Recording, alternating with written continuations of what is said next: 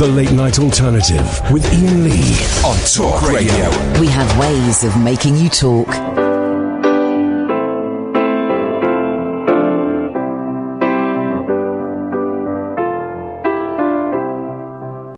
Honey came in and she got me red-handed, creepy with the girl next door. Picture this, we were both butt naked, banging on the bathroom floor. How could I forget that I had given her an extra key? All this time she was standing there, she never took her eyes off me.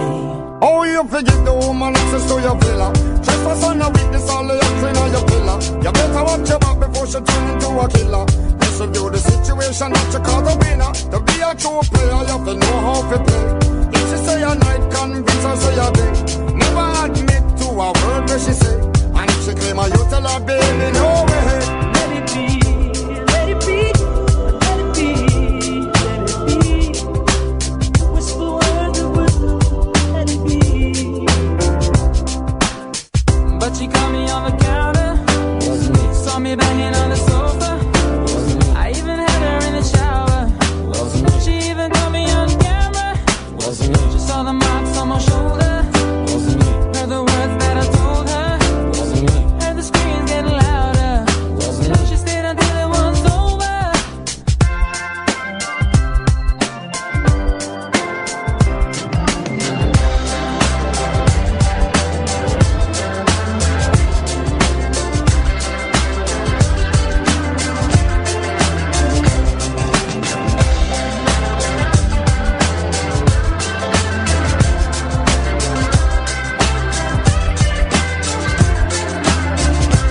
Let it be, let it be, let it be, yeah, let it be.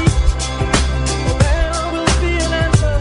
Let it be, let it be, let it be, yeah, let it be.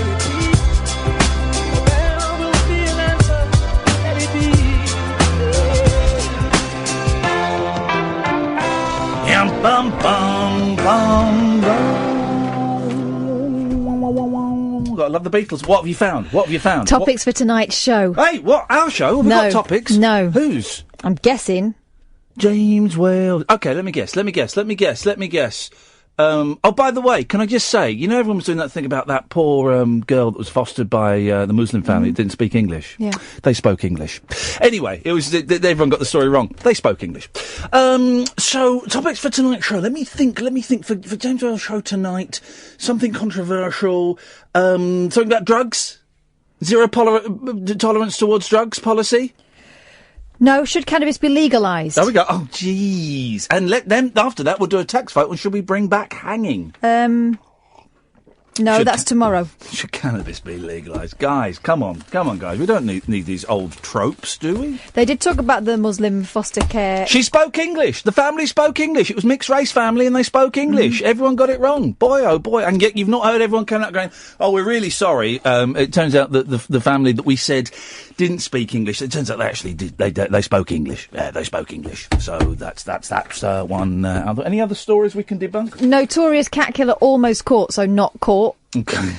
Well, that cat killer story's horrible. It I mean, is that really is horrible. We've talked about that, and we will talk about it again. That is a horrible. This is the fella that goes round. Excuse me, dear listener, chops off cats' heads and sometimes their tails and leaves them where the owner can find them. Horrible. I cannot wait until they catch that person. Cannot wait. It's going to be interesting to see. I bet it's someone famous. Really? Yeah, I do actually. What, a member of the royal family, perhaps? Have we ever had like a pop star who was a serial killer? Well, Go on. Without libeling anybody. And why have we ever... Because there is something very narcissistic about being a pop star, right? And I imagine that being a serial killer, one would also have to be a narcissist on some level. Very, very similar personality traits between those of a pop star and a serial killer. I'm going to ring Scotland Yard directly after the programme and talk to them about that, because... I reckon it's Suggs. I don't. I'm joking, of course. Suggs would never kill cats. No, he kills dolphins. I'm joking. Suggs. I heard Suggs being interviewed the other day, and he sounded like a really nice bloke. Yeah. But no, has there ever been A famous person. A famous pop star who's done really bad things? Yeah. No. Not really bad sexual things. Has there ever been a famous person who it has transpired has been a serial killer? And I'm specifically saying serial killer because we all know that Phil Spector killed a woman. There's many cases of pop stars and people involved in the music industry killing one person. Has there ever been a famous person, movies, music, journalism, whatever, who's been a bit Dexter, who's serial killed? 0344 499 1000 if you know. Who's serial killed? Yeah. Here's I've got a quiz for you. What's the next line to this? Hang on, I can't remember the first line to it. Okay, what's the next line to this? It's made me laugh today. Come on over to my place. Hey, you! We're having a wimpy. Yes, you got it right! You know me too well, yes! That popped into my head today. I'm glad you got that. You know me too well. That popped into my head. I could not stop singing, come on over to my place. Hey, you! We're having a wimpy. And the kids are going, Dad, what's a wimpy? What? Didn't get any of it. I just could not stop singing it. I once got a slap over wimpies. Why? Big bender in the bum? No. You thought it was something else? No. No. Because I said to my mum, let's go to Wimpy's. Must have been under the age of 10. Yep. Let's go to Wimpy's. It looks brilliant. Yep. She said, no, it's rubbish. Oh, that's... And I wouldn't let it lie, and so I got a slap. Oh. I thought you then went to Wimpy's and she said, see, it is rubbish, and then slapped you. No. Wimpy's brilliant. There are still a few around. You get a proper plate, don't you? Oh, you get a proper plate. It's wonderful. There used to be one just round the corner from the Big Brother house, up in Elstree. And I think, I haven't been there for about 3 or 4 years, but there used to be one there. But they are slowly disappearing, the Wimpy. I love a Wimpy. Come on, all day in my house. Come on over to my place. Hey, you! We're having a wimpy all day. We'll start the show in a bit. 0344 499 1000 if you want to chip in. We had the most fun today making cakes, right? But we made a thing. Now, apparently this is a thing, and I heard it on another radio station last night, so I will credit Mr. Simon Lederman for this. I heard him say a phrase that I was like, what? What? It's so, I was driving home. What is that? What is that? It sounded mystical. Sounded like Nirvana. I was like, what did he say? So as soon as I got home, I Googled it, and the phrase was a mug cake. I was like, what is this? Mug cake? I thought this is some weird hippy dippy thing he's made. And I Googled it. Loads of recipes for mug cakes. And basically, you make a cake. You make cake mixture in a mug. Stir it up, put it in the microwave for 3 minutes. You've got a cake in a mug. A mug cake. Is it a proper cake, though, or is it just hot mix? No, it's proper cake. It's proper cake. It rises. And it's cake. Could you stick a knitting needle in it? Why would you want to? That's how you test if it's done. Oh, for God's sakes, woman. Just live a little. Wow. Here's what I don't like. The kind of arseholes that have to test whether a cake is ready. You're the kind of people I don't like. You have to, let's test we've cooked the cake. Let's test to see whether it's ready. No, get it out. Let's eat it. I'll tell you if it's ready or not when it's in my tum. That's what we'll do. So we made it. The thing is, my kids are obsessed with Bake Off, right? Yeah. Which, by the way, started again last night. Okay. Whatever. 6 million viewers. And so much so that my kids are obsessed with Bake Off to the point where I saw my 5-year-old at a party a couple of months ago take a piece of pizza, turn it over and tap its bottom. Wowzers. To see if it was cooked through. That's insane. Yeah, they're also into Come Dine, and excuse me, a bit loud on the bridge. I have on occasion been... Come Dine? Yeah, they like Come Dine with me. Thank you. What's this Come Dine? We watch it a lot. We haven't got time for the extra words anymore. That's a different show. Come dine with me, and they sometimes score my meals. Oh, really? And probably go upstairs and sit on my bed with their shoes on and slag me off. That's good. We made a mug cake, right? Mm-hmm. And there's recipes all over. We've got a really simple recipe: self-raising flour, caster sugar. There was another cocoa powder, egg, a little bit of milk, and you can put in some like chocolate and stuff. We put in chocolate drops, stuff like that, right? That's it. And so I went and bought that stuff. It cost me about £6, all of that stuff, right? And so we made it, and we made a mess, and me and the boys laughed and laughed. And we had although I must admit, I ate quite a bit, but I didn't have one, because I'm trying to lose weight. But they had these, and you put it in the microwave, you only microwave it for 3 minutes. We lasted a minute, and then you could see it right, and it came out and was bubbling over the side, and we were in hysterics, and it tasted really, really good. How much do you fill it? Well, the thing is, you need a big mug. So what I would do next time is I would split that mixture in half in the cup. So and it was warm and it was lovely, and they were eating the cake mixture, and I was kind of telling them off, but I was actually glad they were eating the cake mixture, because that's what you're supposed to do, right? And then I saw online, you can get mug cake, cake mixes. Which surely... That's already a cheat of a recipe. Surely that defeats... And we've done... I don't really know how to make cakes. And I've made cakes with the kids where you get a cake mixture and I've done that, right? But when it is... It's 5 minutes work tops, and that includes the cooking, right? And there's no fancy ingredients, and it looks like it comes out a mess. I sent you a picture of it. It's like an explosion of feces, right? It's like a shitty volcano. That's what it's like, and it just comes out over the top, and it's wonderful, and it smells. They sell. Sorry for the bad language. I'm trying to cut down on the bad language, but they sell little boxes, little packets of mug cake mix. Yeah. That's incredible. For really lazy mares. But honestly, go and do it. If you're still on the summer holidays, honestly, we messed up the kitchen. We got chocolate everywhere, and we just laughed, and it was easy. I can't cook to save my life. And we laughed, and we did it, and it was wonderful. And we had so that is what I suggest you guys go out and do tomorrow. That's my family tip. It's a new feature of the show called Ian's Family Tips, and it's just starting tonight. And that's it. Go and make mug cakes with your. I don't know why aren't they called cupcakes? Maybe that'd be confusing though. Well, no. We've adopted the cupcake idea. The Americanos. The cakes because they used to be just buns, didn't they? Cupcakes. Buns. No. Yeah. No, they've always been cupcake. Always been cupcakes. No, but I would call these cupcakes. I would call these cupcakes. Because I think... Do you know what? You can call them whatever you want. Well, I can't. That's the thing, I can't. Oh. 0344 499 1000. I'm going to lay it on the line for you. I was going to say baby, but I mean, dear listener, I'm going to lay it on the line for you. We've only got one call so far, and that call is Paul from Stoke Poges. Hello, Paul. Hi. So, if you don't want Paul to be the first call of the evening, 0344... 499 1000. 0344 499 1000 is the telephone number. We've got lots to talk about as well tonight. This is the Late Night Alternative. My name is Iain Lee. Her name is Catherine Boyle. This radio station is called LBC. Talk Radio. After hours amusement for anarchists, air hostesses and jet-lagged Antipodeans. G'day, coppers. Can I crash on your floor? The Late Night Alternative with Iain Lee on Talk Radio.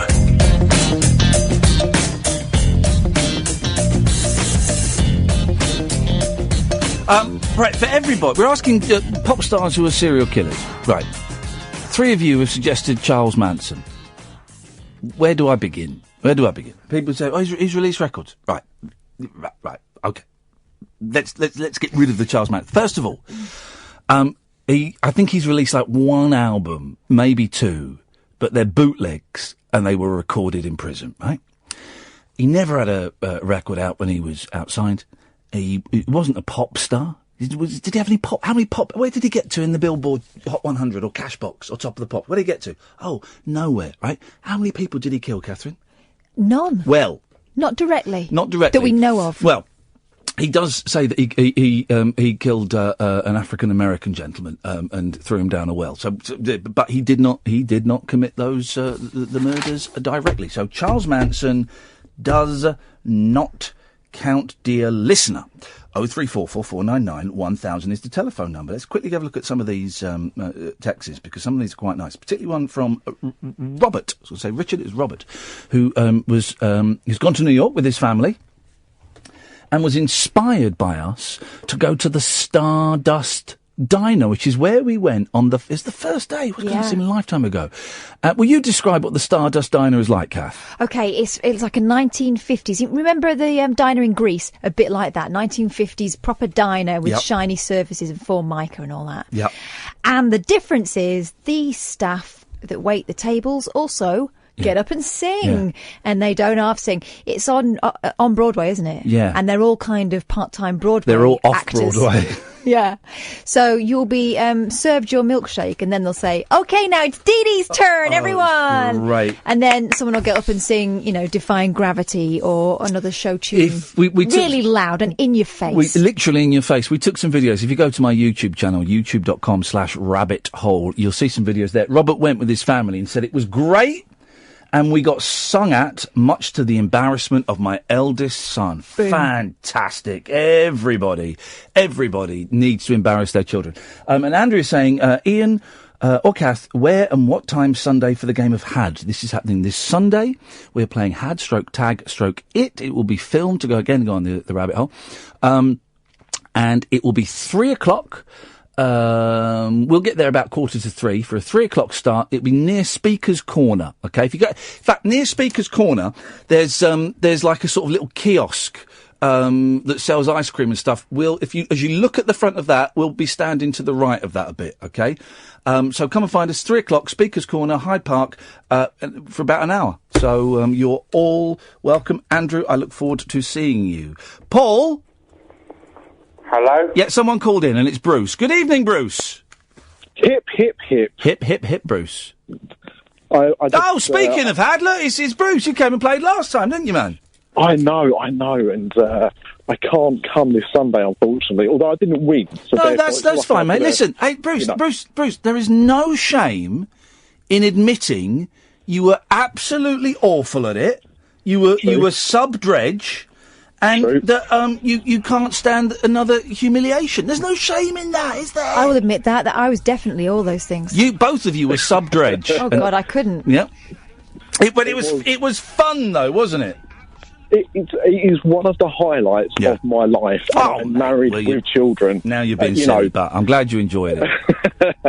In fact, I was only talking to a friend about it the other day, about what an amazing experience it was to meet you and Kath and to partake in this game. So anybody listening, I recommend, if you can make it, to go and do it. Come and do it. Bring the kids. For an hour. Yeah, be a laugh. Yeah. What you got for us, Brucey boy? You know what? Not much, to be honest, because I just heard the call. I just didn't want Paul to be the first caller. That's mean. That is mean of you. Is it mean of me, or is it mean of you to have suggested? I didn't phone in to stop another man having his shot at glory. You did. I have had previously. It's been the same as a Caddick, but I heard you say about serial killer pop stars. Yes. Phil Spector? No. How many people did he kill? One. Thank you very much indeed. That we know of. No, he's only killed one person. I'm specifically requested serial killers. And I would say, I don't know if there's, like Indian Summer, if there's a definition for serial killer. Yeah, it's to be more than 3. Is it more than 3? 3 or more. Ooh. So, hang on, you said you've just contradicted yourself. 3 or more. So 3 or more? Yeah. Okay, fine, okay. Well, hang on. Because otherwise you're just a double murderer. Now I realise you're saying it. Well, you could just be a triple murderer. Supposing you kill 3 members. This is horrible, isn't it? Supposing you kill 3 members of the same family. But you're robbing a house. Doesn't a serial killing need to be? They need to be spaced out. It can't just all be in one go. Yeah, exactly. Then you're a mass murderer. No, you're a triple killer. It's got to be. Hasn't it got to be?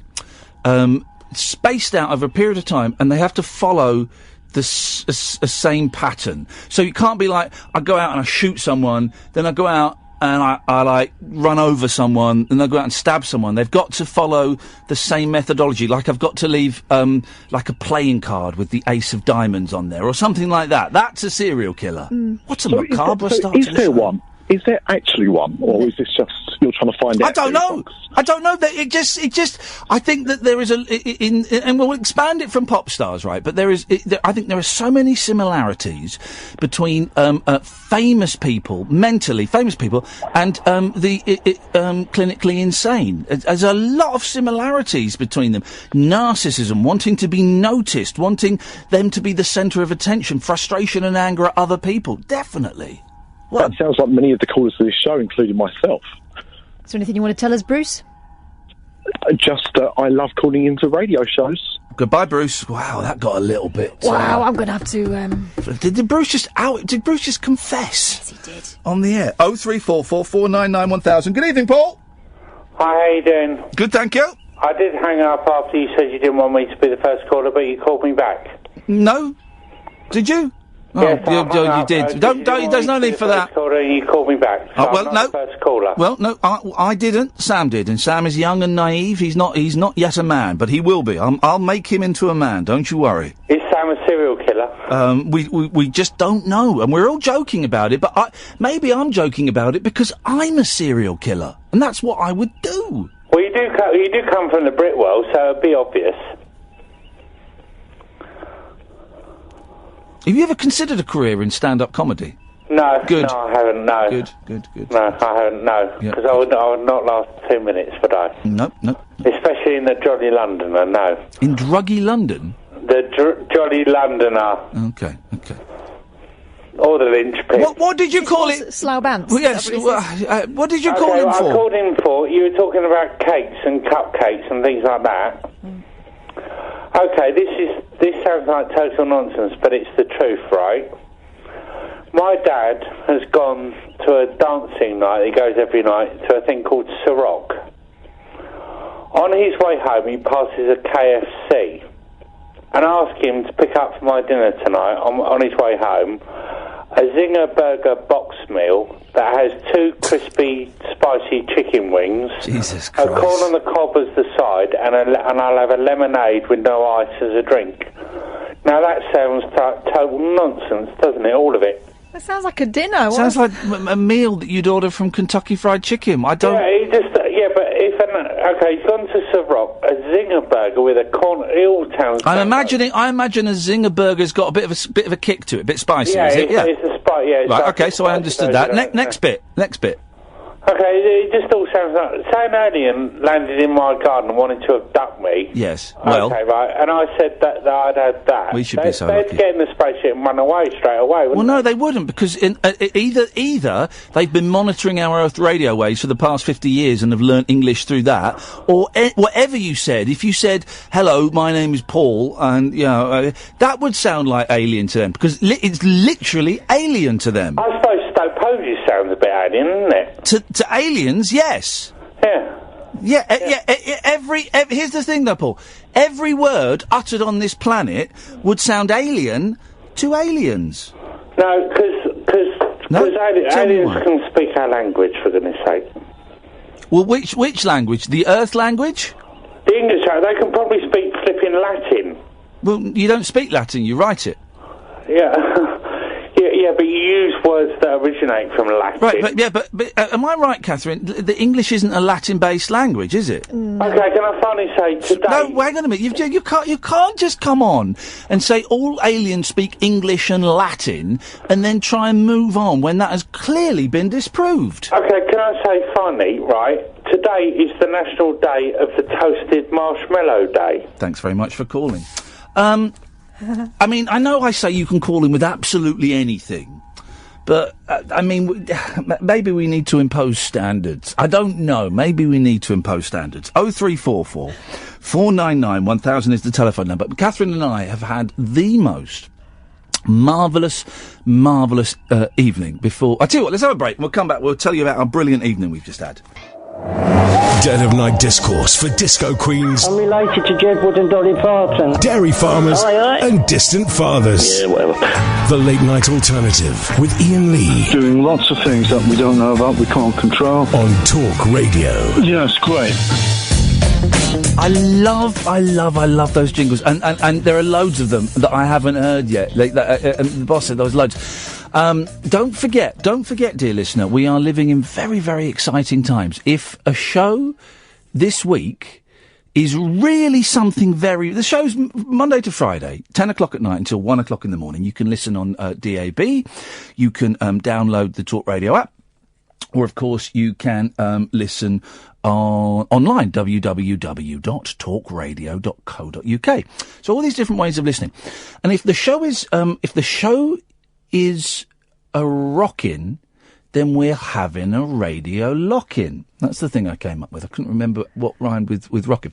And what that means is, if both, me and Catherine both have to agree, if the show's going really, really well, and it's coming up to 1 o'clock and we think the show hasn't finished yet, we feel we've got a bit more to give you, then we are allowed to have just once to test it, to pilot it, a radio lock-in like you get in a boozer. And we can carry on pretty much as long as we want, as long as we're done by 6 o'clock in the morning for Paul Ross. I can't see us extending the show by 5 hours. No. But now I've said that, I can actually see us extending the show by 5 hours one night. But it might be half an hour, it might be 20 minutes, it might be an hour. In my head, I kind of imagine it being an hour. But we'll see. You know, you get to 2 o'clock, it might still be rocking. So we're going to do that once. This is the deal we've got with Boss, and this is why I love this job so much, right? And it won't always be like this. Changes will come at some point. So Catherine and I are just coming up with the dumbest, most stupidest, far-fetched ideas we can come up with. Because at the moment, every time we send one to Boss, he goes, yeah, okay, I think we can make that work. That won't always happen. There'll be a point where he goes, actually, you know. So we're looking at another trip abroad as well at the moment, but more on that maybe later on maybe in September we'll talk about that. But we're only going to do it. We're not going to do it just for the sake of doing it, just because it'll be a bit, you know, let's do. If the shows aren't good enough this week, we don't feel the vibe is strong enough, then we won't do it. It's that simple. It really is that simple. James and Jay, stay there and I'll come to you in a second. I do want to say, Catherine and I had the most amazing evening before the show. Proper inspiring, right? We went and saw Nerina Pallot live, at the Hospital Club in London, which is a very swanky members-only club, and I managed to kind of blag us a couple of tickets from a friend who worked on a TV show. Blah, blah, blah. And we went and saw it, and I was expecting it to be in a sort of little theatre, maybe 200 people sat down, and I was thinking, we could get seats near the door because we'll have to leave before the end. They said, go up to the 4th floor. So we went up to the 4th floor, and there was a bar.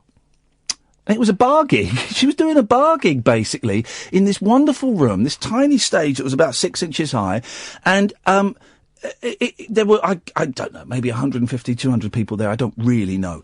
And she came on at 8 o'clock, and we left at 9:20. That was the latest we could leave to make sure we'd get back in time. And she was still playing.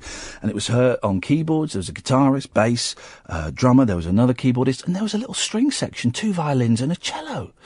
And I've never seen Nerina Pallot live. You remember she came on a few weeks ago. Apart from the 2 songs she sang, but there's a big difference between her playing an old Spanish guitar and doing the full gig. And she kind of shuffled on. Very shy, very slight figure. And didn't say anything, and then sat down, this long, beautiful dress, sat down. And as soon as her voice kicked in, the hairs on the back of my neck, literally, it was, I'm going to say something that is totally inappropriate, but it felt like I was coming up on drugs, when, and I don't, and it kind of made me think, oh God, you can get this feeling without chemicals. Wow, there's a revelation. Just this rush up to my head of excitement. So that was great. And then it died down a bit. And then about 30 seconds into the song, the strings came in. That rush came back up. Oh, it was incredible. It was magic is what it was. Magic! She was casting spells on that stage, wasn't she? And there were songs that I wasn't massively familiar with. It was all the new album. But every single one was beautiful. Wasn't and the thing about her is that she's a poet. You know, they all tell a story and they all hit something that everyone gets, you know what I mean? It was amazing. Oh, it was amazing. It was art. And I kind of said this coming back, saying, isn't it amazing when you see art in its purest sense, how inspiring it is? And I kind of get, after seeing her, why some people get inspired by great pictures and sculptures. It doesn't really do anything for me, but I get it. It's seeing something that a human being has created that is so beautiful and is so inspiring and almost, I'm going to say the S word, almost spiritual, that it just takes you to somewhere else. The Beatles were very good at it. The Beatles were very, very good at this is a Kurt Vonnegut line that he says the Kurt Vonnegut, the author, it's something like, I'm going to misquote, the purpose in life is to make other people feel better. The Beatles were very good at that, and it's true, you know. And it's what she did. And the new album, Stay Lucky, and it's because it's not out yet. And I've had it in the car for a few weeks. It's just incredible. And it didn't. And there's a few songs I didn't recognise, and it didn't matter. No, it didn't, because the music was beautiful. Yep. And it was all going somewhere. You know, sometimes you listen to songs and think, well, that didn't really kick off, did it? Yeah. Just beautiful, you know, and the musicianship was wonderful. Yeah. But most of all, it was the connection with the words. I felt that each and every one of those songs told a story that I could identify with. That Come Into My Bedroom, that was filthy. It took me a few listens to it on the CD to realise that there's a filthy joke at the end of it. You know, a really filthy joke at the end of it. That's the thing. She looks like a fairy princess, but actually she's quite grubby sometimes. Oh, she's very, very mucky. And let's be honest, she was quite drunk this evening. She was quite drunk. Because I think she gets quite nervous. Well, she said she gets nervous performing. More nervous now than she did back in the day. But beautiful. I mean, what a beautiful voice. I felt really. There's a few things I've been to where I felt lucky to have seen them, and one of them was strange. And my friend Ian Watkins said this to me. When we went to see Monty Python, he said, I feel lucky to have seen them. And I know exactly what he means. And I felt that tonight. I felt really lucky to be, to have seen her live, and also in that very intimate, kind of special setting. Wasn't it incredible? Yeah. God, I love her so much. And there were times you could see she was nervous. But then there were times when you could see her just get completely lost in what she was doing. And just that voice, where does that voice come from? It's got its own echo. Doesn't it? It was the bits when she was singing off mic, so it wasn't coming through the PA, but you could still hear her. Bouncing off the walls, I know, it's great. Where does that come from? Oh, God, she's so talented. And it was just wonderful. Absolutely loved it. So that was, so that's where we were. So we were kind of in a very nice, mellow, inspired vibe this evening. 0344 499 1000. I've got some bits and pieces to talk about, but let's go through some of these calls. Good evening, Jay. Hip hip hip, Ian. Hip hip hip, Jay. How are you doing? I missed who you were talking about then. I got put through just as you were waxing lyrical. Nerina Pallot. We were talking about Nerina Pallot, who was on the show a few weeks ago, and we were lucky enough to manage to blag some tickets to see her tonight, and it was just out of this world. Fantastic. I'll make sure that I look her up and listen to what she's got. Well, we did a bonus. We did a bonus podcast with her, so have a listen to that. Oh yeah, I'll tell you what, I'll find that during the show, and I'll retweet the bonus pod with Nerina, because she does a couple of songs in that, and it's well worth a listen. I think it's in the backlog waiting for me to catch up on that. Good lad. Serial killer pop stars. Oh, man alive, this is a great phone-in. I don't know if we're going to get anywhere with it, but go on. Charles Manson. Oh, for goodness sakes, Jay! He recorded a number of songs with Dennis Wilson, didn't he? Didn't Dennis Wilson get him into the gigging scene in California? Okay, let's do this for a second, the second and final time tonight. Just remind me, Charles Manson's highest chart position on the Billboard Hot 100. Well, I didn't know the criteria. Well, hang on. You just phoned in. No. Already, tell me the subject title that you just gave me. Pop star. Okay. Right. Okay. So the pop star bit is removed. Just remind me, how many people did Charles Manson kill? He killed about 7, didn't he? No. Try again. Are you going to say, well, you can still murder someone without being the person to kill them? He's still a mass murderer. He's still a serial killer. No, you can't. Hang on a minute. How can you be a murderer if you didn't kill someone? Well, you can get done for murder without pulling a trigger, and if you pay... if you run over someone, you can deliberately, yes. Yeah, no, but if you pay someone to kill someone, you're the murderer. Right, okay. How many people did he pay to kill? He was found guilty of first-degree murder. I'm sure he was. No. I'm sure he was. That's why he went to prison so long. No. He didn't kill anybody. Because he instructed his group. Yeah, it was different. It's different. Right, okay. Do you want... I reckon... Do you want to play...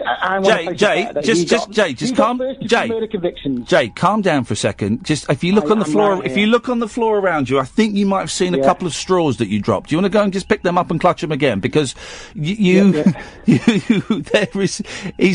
love the fact that we're arguing. We've agreed he's not a pop star, but now we're arguing about whether Charles Manson was a serial killer or not.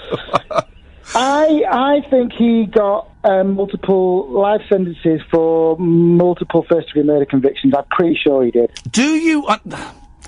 I had this thing about this show. I know what you're saying. He didn't strike a killer blow, but because he instructed people to kill, he got them for murder. I have a thing about this show, and I was thinking about this over the weekend, right? Yeah. Where I quite like the idea of Google not existing in this studio. For some reason, I just like the idea of, because it makes me work a bit harder in my brain.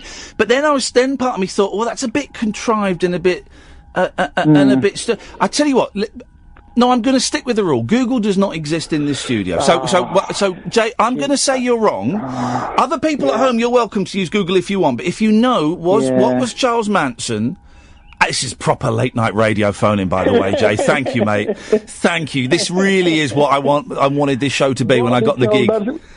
What was Charles Manson actually convicted of? 0344 499 1000. Thank you, Jay. And was he really such a bad guy? Oh, God, get out of town. When I took this gig 18 months ago, this is exactly the kind of vibe I was going for. 40 minutes into the show, everyone else is doing, should we legalise cannabis, Muslim family, fostering, whatever. What exactly was Charles Manson convicted of? 0344 499 1000. And are there any serial killer, I was going to say celebrities then, but then sometimes serial killers become celebrities. Are there any serial killers that were celebrities before they started their killing spree? And that can be pop, TV, movies, books, anything like that. 0344 499. I make myself laugh at how ridiculous this is. This is like, people sometimes go, oh, he's going a bit Partridge. This is dark Partridge. This is Darktridge. 0344 499 1000. This is Talk Radio. Neon lit night talk for torch singers, trolley dollies, and train wrecks like me. Never know just where the conversation will take you. What I'm going to say sounds ridiculous. The Late Night Alternative with Iain Lee on Talk Radio. Can I, James and David, stay there. Welcome to Call In, dear listeners. Very dark turn. We've talked about high art and low behaviour. 0344 499 1000. Can I exorcise a demon? Go on. It's my exorcise the demon. Hang on. Come on over to my place. Hey you. We're having a wimpy. We'll be shaking, grilling and feeling. Come on over tonight. Come on over to my place. Hey you, we're having a wimpy. We'll be shaking, grilling and failing. Come on over tonight. Yeah. There we go, that's better. I just needed to get that out of my system. Thank you whoever sent me that. Needed to get that We'll out. be shaking, grilling and filling. Yeah, well... It should be... What? What? Yes. I'm not the one doing the filling. Oh, here we go. This will be fun. This will be a bit of fun. Songs. I don't know what this is. Let me think. Squeeze it out. Go on. Oh. Okay. Songs. Okay.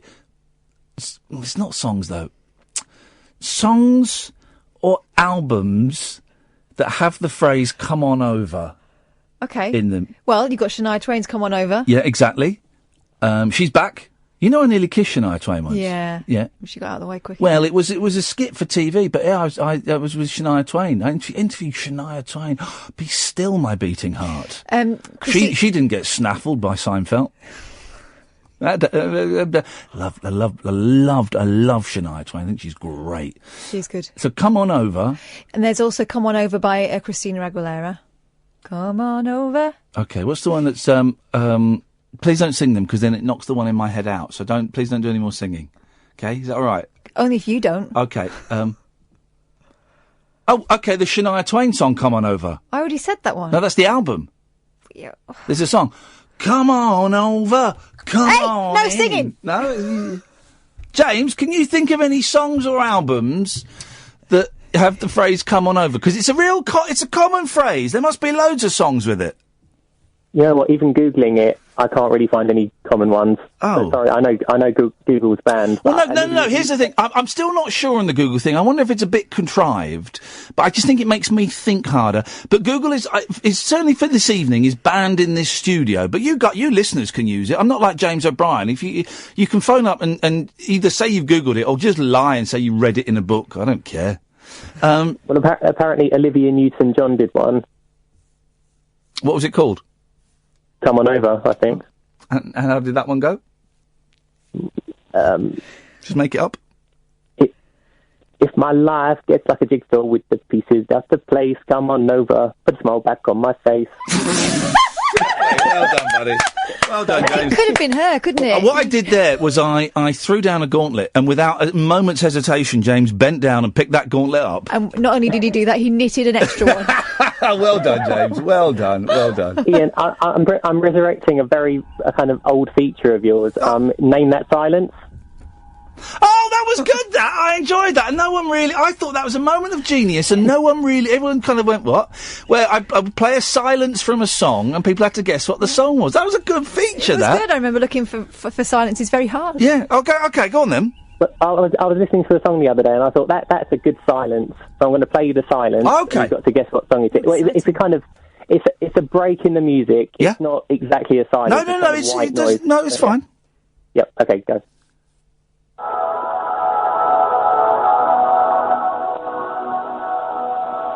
Oh, I know that one. Well, it's music.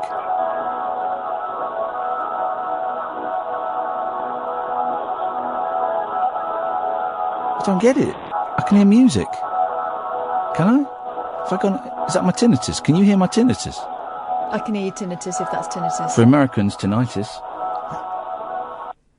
You're not in love. Yeah. Big boys don't cry. Big boys don't cry. That was the secretary, wasn't it? Why are we whispering? But that wasn't... You've completely misunderstood what is a very... I don't want to have a go at all the callers tonight, James, and I feel like I am. But that was... I could hear music. Yeah, that was more Name the Noise. It's ambient silence. It was more of a drone or a hum. Yeah, but silence is golden, right? And that was silver. I should have delved deeper into the song. Well, I should have played the last 5 seconds of it. Sorry, I went 30 seconds before it finished. Well, hang on a minute, but the silence at the end.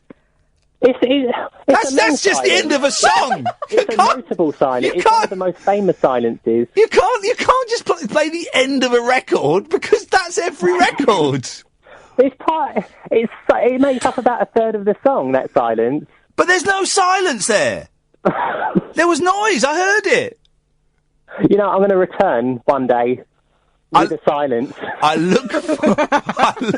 really appreciate you having a go, but I can't defend that, James. I cannot defend that attempt, I'm afraid.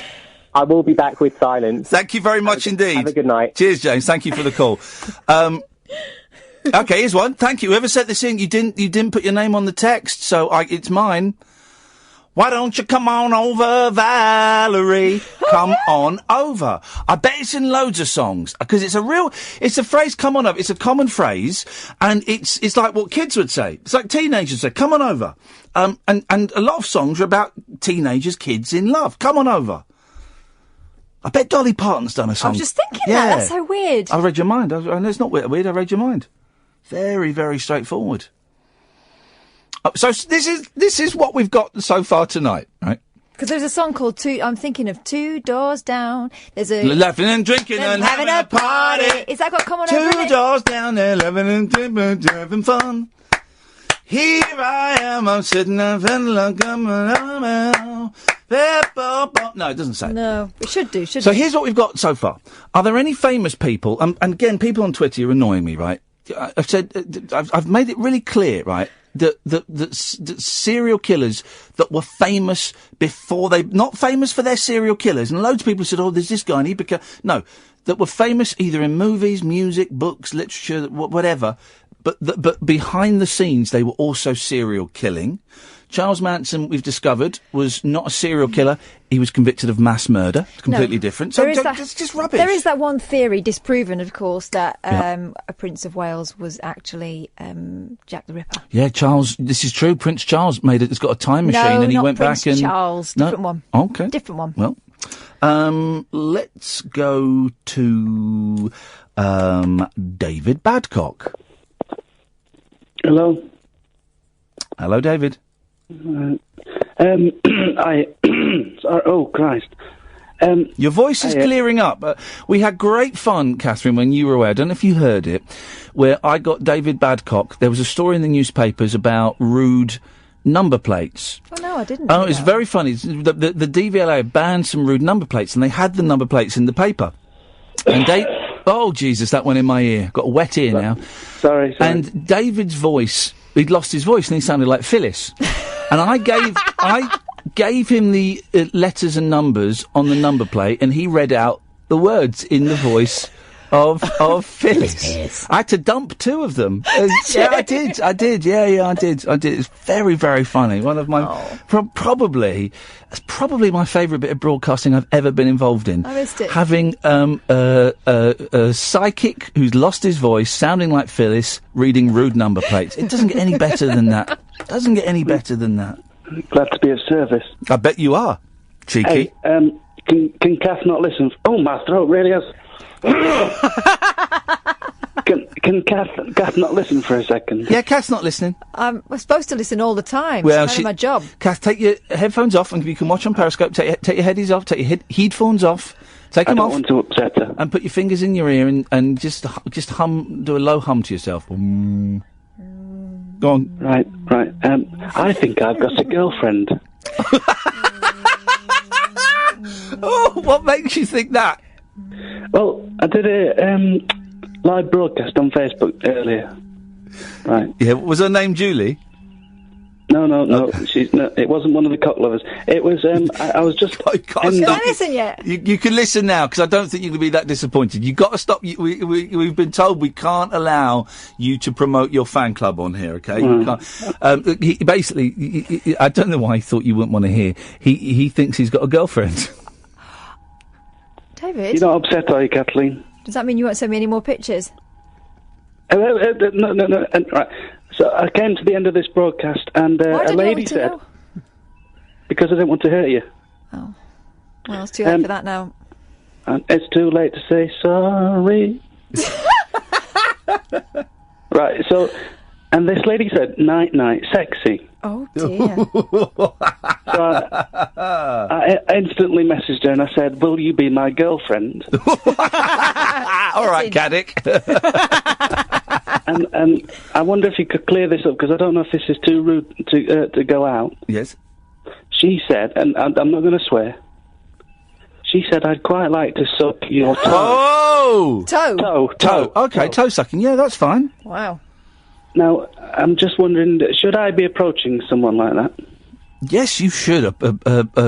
Well, some may say a sexual pervert. Others may say someone with an open-minded...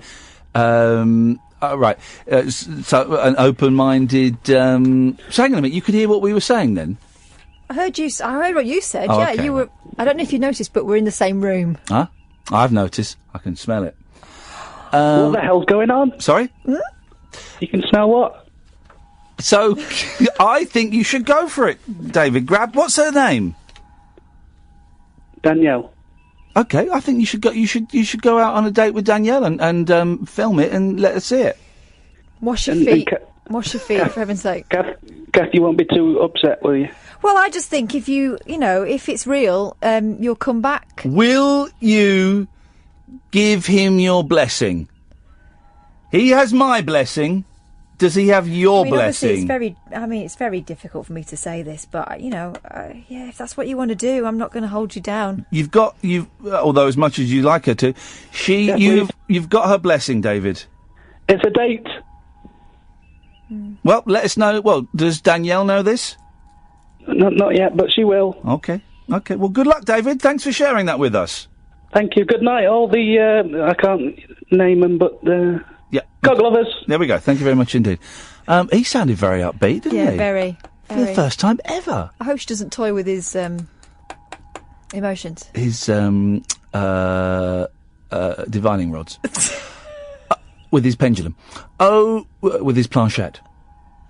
0344 499 1000 is the phone number. Julie, Kyle, Gatford, if you're playing listener bingo at home, that must almost be a full house. We just had David Babcock, then we got those three. It's got to be a full house, hasn't it? You're very welcome to call in. It's a strange old vibe tonight, but one I'm thoroughly enjoying. I hope you are as well. I'm Iain Lee, she's Catherine Boyle. This is the late night alternative. There really is nothing else like it on the wireless at the moment. This is Talk Radio. Talk Radio. Okay, so celebrities that have had a second secret life as serial killers and songs or albums that have got the phrase "come on over." I get paid for this rubbish. The Late Night Alternative with Iain Lee on Talk Radio. We have ways of making you talk.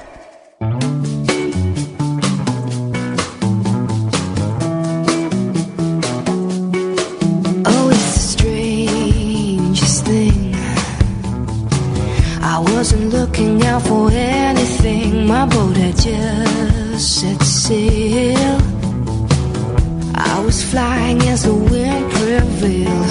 What did you think you were doing? I couldn't shake loose, not from you. I couldn't shake loose. Now I don't mind. Put your hands up, say you won't stop giving me love.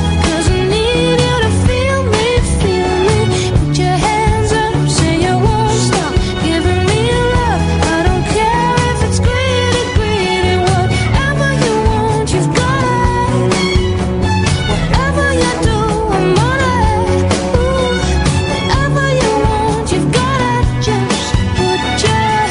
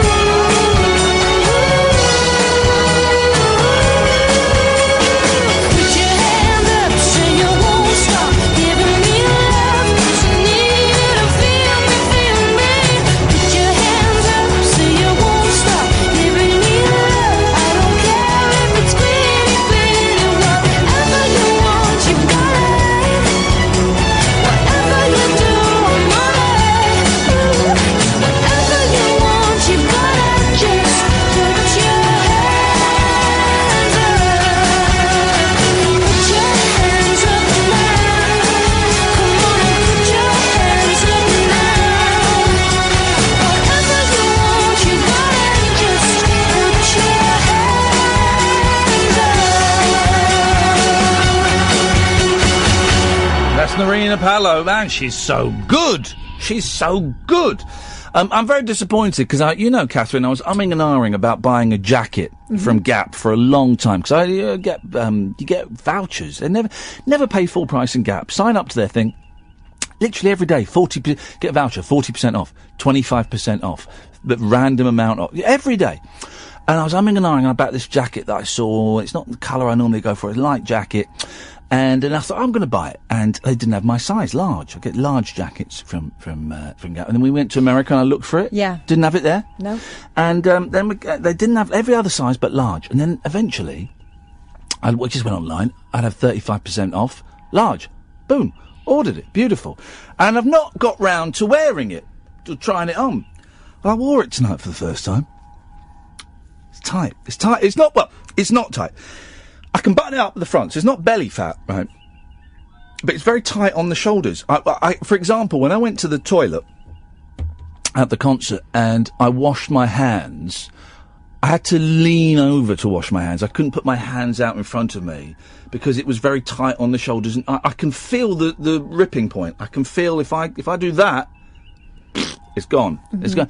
And I mean, that's not a motion that's natural for you to do. No, but I can't. On the daily, is it? I can't move in it. And I think it looks quite smart. It does look nice. I thought it was a bold move for me, but it annoys me. This is the thing. I've fallen into the trap of buying clothes, send it back. I bought it ages ago. And it's really annoyed me. I've got a couple of things like that. Where the zip is tough. Yeah. And I kind of try it on and think, I'll have to sort that zip out another time. And then by the time you realise it, it's too late to take it back anyway. Yeah. And the zip is a pain. Yeah. And it's one of those scenarios where I think if I get that zip up, will I ever get out of it again? And I know I'm a large when it comes to Gap jackets because I had terrible trouble. Again, I fret a long time before spending 40, 50, 60, 70 quid on a piece of clothing for me because I just don't think it's worth it. 40 quid I think is a lot of money. So not anymore, it isn't. No, I know, but in my head it is. And so there were these other two jackets I saw in Gap that I would go into the shop and I'd try them on and it's the grey jacket that I sometimes wear and another one that I've never actually worn. And I ordered them extra large. And I wore the extra large grey jacket to a few things, one of the talks we did. And I'd look at myself in pictures and go, that jacket doesn't fit me, it's too big. It's too big. It's too big. It's too broad on the shoulders. It's where, it's too big, right? When the shoulders sort of go over the shoulder by a significant amount. So go outwards a bit, right? It's like one of the jackets I used to wear in the 11 o'clock show. And so I'd had them for too long. So then I ordered the large, and I felt so embarrassed that I had both sizes. So I got 4 jackets there, right? 4 jackets. I just took the other ones to a charity shop and got rid of them. I felt so embarrassed that I'd made such a stupid error. But so now this one is a large, but an extra large would fit me. I hate life. I hate life. These are the kind of things that I lie in bed about at night. Fretting about, Catherine. Fretting. Although, can I just say, I've had more up days than down days recently. Yeah, I've noticed. That's none of your business. But... Well, it kind of is. Is it? Yeah. It's a positive trend. I emailed my doctor saying, hey, I'm having more up days than down days, and I'm getting fat. Can I come off these pills? He replied, no, I don't think so, Ian. Let's stay on the pills for a little bit longer. Let's sort out your situation that's going on at the moment. Let's get through that. It's wise. It is wise. There's stuff going on, guys, that you don't need to know about. I'm sure you'll be curious. It's none of your business. But I'm going to get through that, and then I'm going to go and see the doctor, and I'm going to get off those pills. And, hello? No. And we'll see what happens. 0344 499 1000. Good news bad news for the people who have trouble getting to sleep. Gatford's dropped off the line. Sorry about that, guys. There's nothing we can do. This is why I don't trust these 9-toed freaks. Disgusting. If I were king, I'd round them all up and I'd ship them to the Isle of Wight, and then I'd shoot them. Wow. I wouldn't shoot Kyle, though. Good evening, boss. You all right? Good evening, Kyle. Just to reiterate, Kyle, I would not shoot you. So if you do get shot in the next 36 hours, it was absolutely nothing to do with me. Okay. Well, I've got a full complement of towels. I'm not having a dig at Gatford, clearly. But okay. Saying. Could you do me a favour, Kyle? After this phone call, could you write on a piece of paper and leave it somewhere prominent in your property? Yeah. Saying something like, if you fire me and I've been shot, it definitely wasn't Iain Lee. Could you do that for me? Well, I can do it, yeah. Why? Do you want my collection of Beatles stuff as well? No. Hey, 30 seconds. I watched a hooky DVD of outtakes from Let It Be the other day.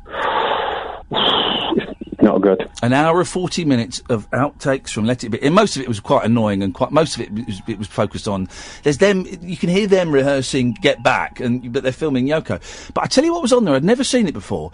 And it's not on YouTube. It was released online when Let It Be Naked was released, which was the Let It Be with all the stuff taken out. And I think they digitally enhanced it. It's an animation for the song Two of Us, which I think is a great Beatles song. It's kind of like a lost classic because not many people know it. Do you know the song Two of Us, Catherine? Don't think I do. Two of us riding nowhere, standing someone's Oh, yes, I do. harder. It's a great song. And there's an animation for it, Kyle. Have you seen it? No, well, bizarrely, I'm sure I had a copy, excuse me, but I don't think I ever got around to watching it. So I didn't know there was... I've seen the other bits where it's got loads of promotional videos on it as well. Yeah, it's on that same one. I've got the same one. It's an animated... If anyone can find it, I don't think it's on YouTube. It might be on Vimeo. If anyone can find it, I'd love to post a link of it, because it's stunning. It's really simple, and it's absolutely stunning, and it just brought that wonderful song back to life for me. I'll have a look for that. Thank you. Nice one. Go on. What you got for us, boss? Well, the one it's the granddaddy of them all. The Coming Over songs. It's the and I'm sure me and you have spoke about it in the past, maybe on a previous station. Yeah. Go on. What do you want me to just say it? I want you to perform it. Coming Over, baby. Well, I can't sing it. Go! You nearly did it. I can't do it like you did. Come on. Coming over, baby, whole lot of shaking going on. That's like, imagine, I know they kind of stopped making films before rock and roll kicked in. I think they stopped making films in the early 40s. But that's it. If I imagine Laurel and Hardy were still making movies in 1956, and he's trying to appear hip, and he starts going, "Come on over, baby." He starts doing a little riff on Jerry Lee. That's exactly how I'd imagine it would sound, which is a compliment, Kyle. Take that as a compliment, please. Well, thank you very much. I did worry I was straying into Pat Boone territory. No, you're absolutely right. Come on over, baby. A whole lot of shaking, Jerry Lee Lewis. Definitely, of course. I think it's in more songs than people give it credit for, Kyle. And if we can do anything this evening, if we achieve anything, it's to let people know just how many songs the phrase "come on over" is in. I was going to say, am I allowed to tell you my story again from when I went to see Jerry Lee at that concert? Oh yeah, go on. Remind me. That was the one where I went with my friend Vicky, and Ringo was sat 3 seats behind us, 3 rows behind us. Flipping it, you have better seats than a Beatle. That's living all right. Well, we try to get a picture, and I'm trying to watch my language, and my friend Vicky was like, what I'll do is I'll take a selfie of me and you, but really it's a Ringo. We've all done that. I did that tonight at the Nerina Pallot gig. There was a bloke in the audience who looked like Dredge. Kath pointed him out. Looked like Dredge, regular caller to the show, but with a ponytail. But so I wanted to take a picture of him, but I did it by pretending I was taking one of those panoramic pictures where you move the camera around. But I only took a picture of him. So yeah, we've all done that. Everyone behind you could see what you were doing. I know. That's why I felt bad. Yeah, I know. Well, we did it, and we only actually got one picture out of it. And Ringo looks nonplussed, and Barbara Back is looking like she's about to rip Ricky's camera out of her hand. Oh, Barbara was there. Wowzers. But that was Did you not? And here's the thing, right? I don't do this very often, but there are some people, when you see them out and about, you have to go and speak to them. I can only two examples spring to mind. When we were at that screening of that Beatles film and Giles Martin was there, and I was too shy to go and talk to him, and we were with, it was Russ, wasn't it? Yes. No, not Russ. No, it was... I've forgotten his name. We used to call the show a lot. Triss. And we were both going to walk out, and I just went, oh, sod it, Triss, let's do it. And we both walked over to Giles Martin and shook his hand. The other time was Al Jardine of the Beach Boys, who pulled a face at me when I saw him at an airport, and I just went over and said hello to him. And he was miserable and grumpy, but I had to do it. And I'll be honest, Carl, if I saw a Beatle, however much they would hate it, I wouldn't go over and ask for a picture, but I'd have to go over and say, I've just got to say, thanks, man. I would. That's it. That was it, and I'd walk away. Well, that's a bizarre thing, because doesn't McCartney have like a little team where he sort of pretends to be quite... This is a rumour I've heard. Yeah. Where he pretends to be nice, and then one of his security guards comes over, and like Paul then acts like, oh, I can't believe they're taking me away from you. Got to go, bye. But still, you've then got a McCartney story. My favourite McCartney being hassled story is, do you remember when David Blaine was it? Have you heard this, Kath? Yeah, when he was in the box. David Blaine was in the box. You know the story? Mm-hmm. You know it, don't you, Carl? David Blaine's in the box, right? He's over London, which is just down the road from here, for however long it was. What a stupid stunt that was. He was there in it for like 2 months or something. And McCartney was with some people, and he was walking down the South Bank, which is where it was, and so I think it was a photographer or someone said, all right, Paul, any chance for a picture? And McCartney said, I believe this is a quote, pee off, I've come here to see that C in a box. Apparently he was a bit tipsy. Good for him, I say. I think that's the way to go with these people, but there we go. Yeah. Kyle, thank you very much, mate. I appreciate that. 03444991000. This is Talk Radio. Whispering lunar incantations for cross-parents, cross-dressers. Did you know this about me? And cross-rail workers. Steel and polycarbonate. The Late Night Alternative with Iain Lee. I've got a very poor internet connection. On Talk Radio. 0344 499 1000. We're getting new listeners all the time. Please spread the word if you're enjoying it. It really is a show unlike any other. And you can call in about anything. If you're waiting for me to go, I want to phone up, but I don't know what the question is. There is no question. Me and Catherine are just sat here, gabbing, talking absolute nonsense and telling... I might go... There's a few stories in the papers we might do a bit later on. And you're welcome to pick up any of the threads we've thrown out this evening, songs with the phrase "come on over" in, famous people that were also serial killers, Charles Manson, songs with gaps in, jackets that are too tight. We'll talk about sitting on the floor at gigs as well in a minute. You can call in about any of those, 0344 499 1000. Or maybe you want to call in about something else. And it might be one of the big news stories of the day, or one of the small news stories of the week. You can call in about anything you want. You'll probably get on. You'll speak to Sam, he'll call you back, so it'll cost you pennies, probably free for most people. 0344 499 1000. I tell you what, and Julie, I'll come to you in a second. I know you've been waiting a while. I tell you who I'm fascinated with at the moment, Catherine. It's the people that, and we've had a few of them calling us. If anyone can explain this to me, the people who are annoyed or upset or disbelieving in the mainstream media, what they mistakenly call the MSM, what is more accurately called the MM, because mainstream is one word. Again, I was flicking through the radio stations last night, and I heard a couple of calls about people phoning up saying they distrust the mainstream media. What struck me was they were calling up the mainstream media to say how much they distrusted the mainstream media and how you can't say certain things on the mainstream media. And one of them, what was his examples? He gave two examples of stuff. I can't remember the other one, but one of them was, do you remember Emperor Roscoe? Yes. It was on James's show a couple of weeks ago, on his Sunday show. He said, then the host was saying, well, you don't really buy this mainstream. And the guy said, yeah, there are things you cannot say on the mainstream media. For example, Emperor Roscoe was going to give evidence on his radio show, which I believe was on Radio 1 or Capital Gold. He was going to give, he had evidence of aliens existing on this planet, you never heard him on the radio ever again. Well, actually, he's broadcasting on from an internet radio station now, so yeah, if anything, he's got more freedom. He's still not published that evidence. And I love it. That conspiracy theorist, and I don't get it. And you can't unpick it because, of course, you would say that. And well, I'm the mainstream media. Exactly.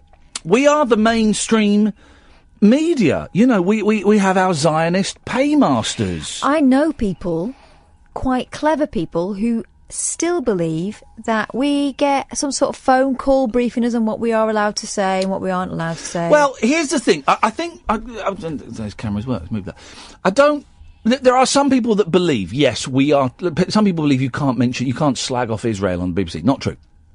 There are some people that believe, yes, every day we will get a phone call from our Zionist paymasters. Their phrase is not mine, guys. Just saying that as an example, telling us what the agenda will be and what we can say and what we can't say and what our attitude is. Right?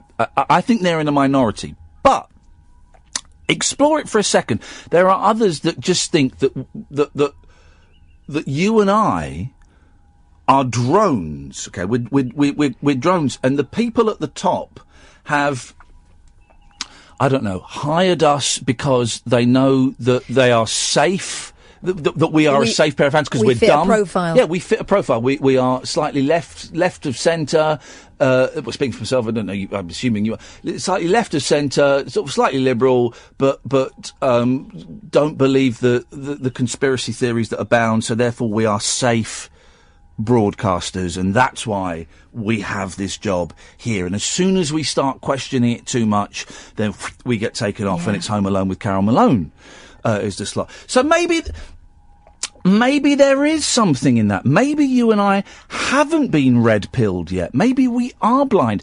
Maybe we are drones that can be manipulated gently, not, indirectly manipulated by the Illuminati. Maybe we are. And then again, there'll be people at home listening to this, just sucking on a big fat one, going,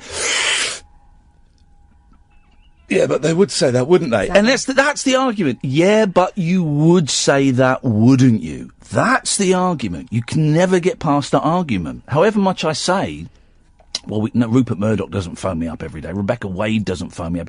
Yeah, but you would say that anyway.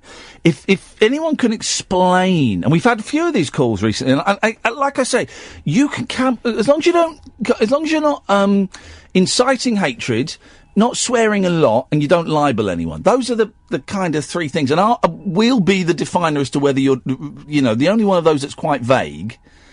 Well, the swearing one's quite vague, and the inciting hatred is quite vague. Catherine and I will be the judges of that. We would say that, wouldn't we?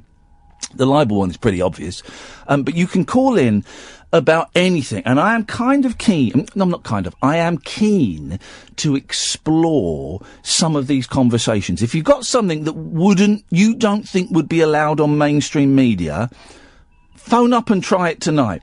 Phone up and try it and see what happens. Because if you walk away from that conversation and that conversation has been broadcast, well, then where does that leave your rationale and your thinking and your reasoning of the whole world?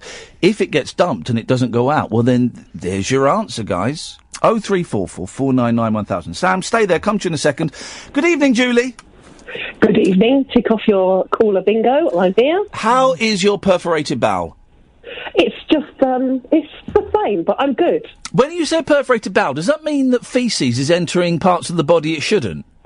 No, not at the moment, but that could happen, yeah. Wow, imagine that. Imagine, like, your poo in your hand. Like, inside it, though, because the bloodstream has fed it round. Your hand smells, but you can't scrub it off. However much imperial leather you use, you can't, because it's inside. The poo is inside. It's true. That'd be brilliant. Then you die. Could you start sweating poo? Yeah. Oh, people do. You've never had that when you really need a poo and you sweat poo. Oh God, yeah. Well, you know me. If I need to go, I wondered why I was getting lots of people's space around me. That must be why. Well, the thing is, I'm not a good comparison because, of course, when I go, it's all glitter and rainbows. Exactly, same here. Rose petals. Yes. Hi. Hello. Good evening. Welcome. Good evening. I was going to call up with the come on over, baby. A whole lot of shaking going on, but Carl beat me to it. Yes. So I just want to clarify that I'm not David Babcock's girlfriend, as you suggested before he said. Just checking. It's Danielle, and we've the wonders of the internet. I've been looking at pictures of Danielle. She's a very fine-looking lady.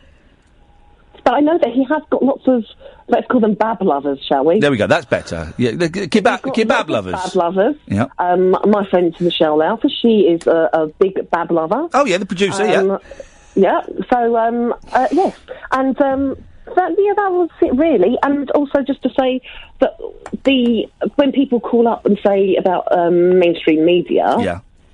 Isn't it just because they don't just want to say their point, but they want people to agree with their point? I don't understand your point. Clarify, please. Clarification. My point is that if people call up and say they can't say certain things, they can say them. It's just that they might be poo-poo. Well, a lot of people fear they're going to be called racist. I remember a really specific call when we were at the BBC, and a guy phoned up and he was hinting at something. He said, "But I can't say it because you'll cut me off and you'll call me a racist." I said, "Say it." And he said, "No, I can't say it 'cause you'll cut me off and call me a racist." I said, "No. Let's see what it is." And he actually made quite a good point about Islam. It was quite a good point. And I said, "Well, yeah, no, I agree with this bit. I disagree with that bit. But you're allowed to say that." And I'm not. You can't say these things because the mainstream media won't let us say it. Say it. And it was a pretty valid, if slightly hackneyed point. The thing is, there are other organisations, yes, working behind the scenes to stir the pot with this distrust, because it's in their interests, isn't it? Go on, you've got a keep us thing. Dumb. You've got a thing. You know, if we're going to go conspiratorial. Tell us about Twitter. Go on. Well, I read this. And then we'll have the conversation we had in the cab. Well, I read this thing tweeted by Owen Jones of The Guardian, saying that he had left-wing liberal elite. Yes, he'd been told, and he did quote his source, but I can't remember who it was. But I believed it. That, sometimes you get out of nowhere someone that doesn't follow you, and they've got kind of like a name. For example, Steve. It'll say Steve 7, and it have like about 5 or 6 numbers after it. Looks like they've put the phone number, and I just tend to think, it's someone who's a bit clueless, and they've put their the end of their mobile phone number in or something. Do you ever phone them up when they do that? No, I've done that. Why would I do that? 3 times. Because they're always horrible. Why would I want to be No, 3 times I've had people follow me. And I've seen that their phone number's in their profile. Yeah, well, if that was the case, yes, I would tell them. I've phoned them up and said, "Hello, mate. You put your number on Twitter. You probably want to get rid of that." I would just tweet them. I don't think I would phone them. Well, no, they obviously don't understand Twitter. That's why. So I phoned them up just to say, "Look, your number's out there. You probably want to get rid of that." Okay. And then I start masturbating. Whoa! By the way, guys, we probably got more listeners than we've ever had because Twitter is down. Twitter is down right now. No. So yes, it is. It's down. I can't get it to work. It's because I'm about to tell you something that Owen Jones told me that he heard from somewhere else. Proof. They're bots. Sorry? The funny people who follow you out of nowhere and just stir the pot, that have got like a name, maybe like a Steve or Julie, for example. Julie 69. It's never 69. Those ones are different kinds of bots. Yeah. The ones are 69. But 78562 or whatever it might be. Okay, those are numbers. It's probably Russia. But then you got this from Owen Jones, who is part of the left-wing gay liberal elite, writes for The Guardian. He broadcasts on a national radio station. You know what I got accused of the other day of being a lovey? Do you know why? Yeah, I do know, and you don't know why. I do know why, really, because I had a conversation with him. A lovey or a love egg? A lovey. Lovey. Sorry? Lovey. I thought it was because I tweeted a picture of my paddling pool, but it was because I was having a chat with Tony Robinson. And you called him Sir Tony? Yeah, because... Such a lovely thing to do. No. Why did you do that? I didn't even call him that when he was here. I know, and he kicked off, which is why I called him it. Yeah, but when I mentioned he kicked off, he then kicked off again. I said, no, I didn't.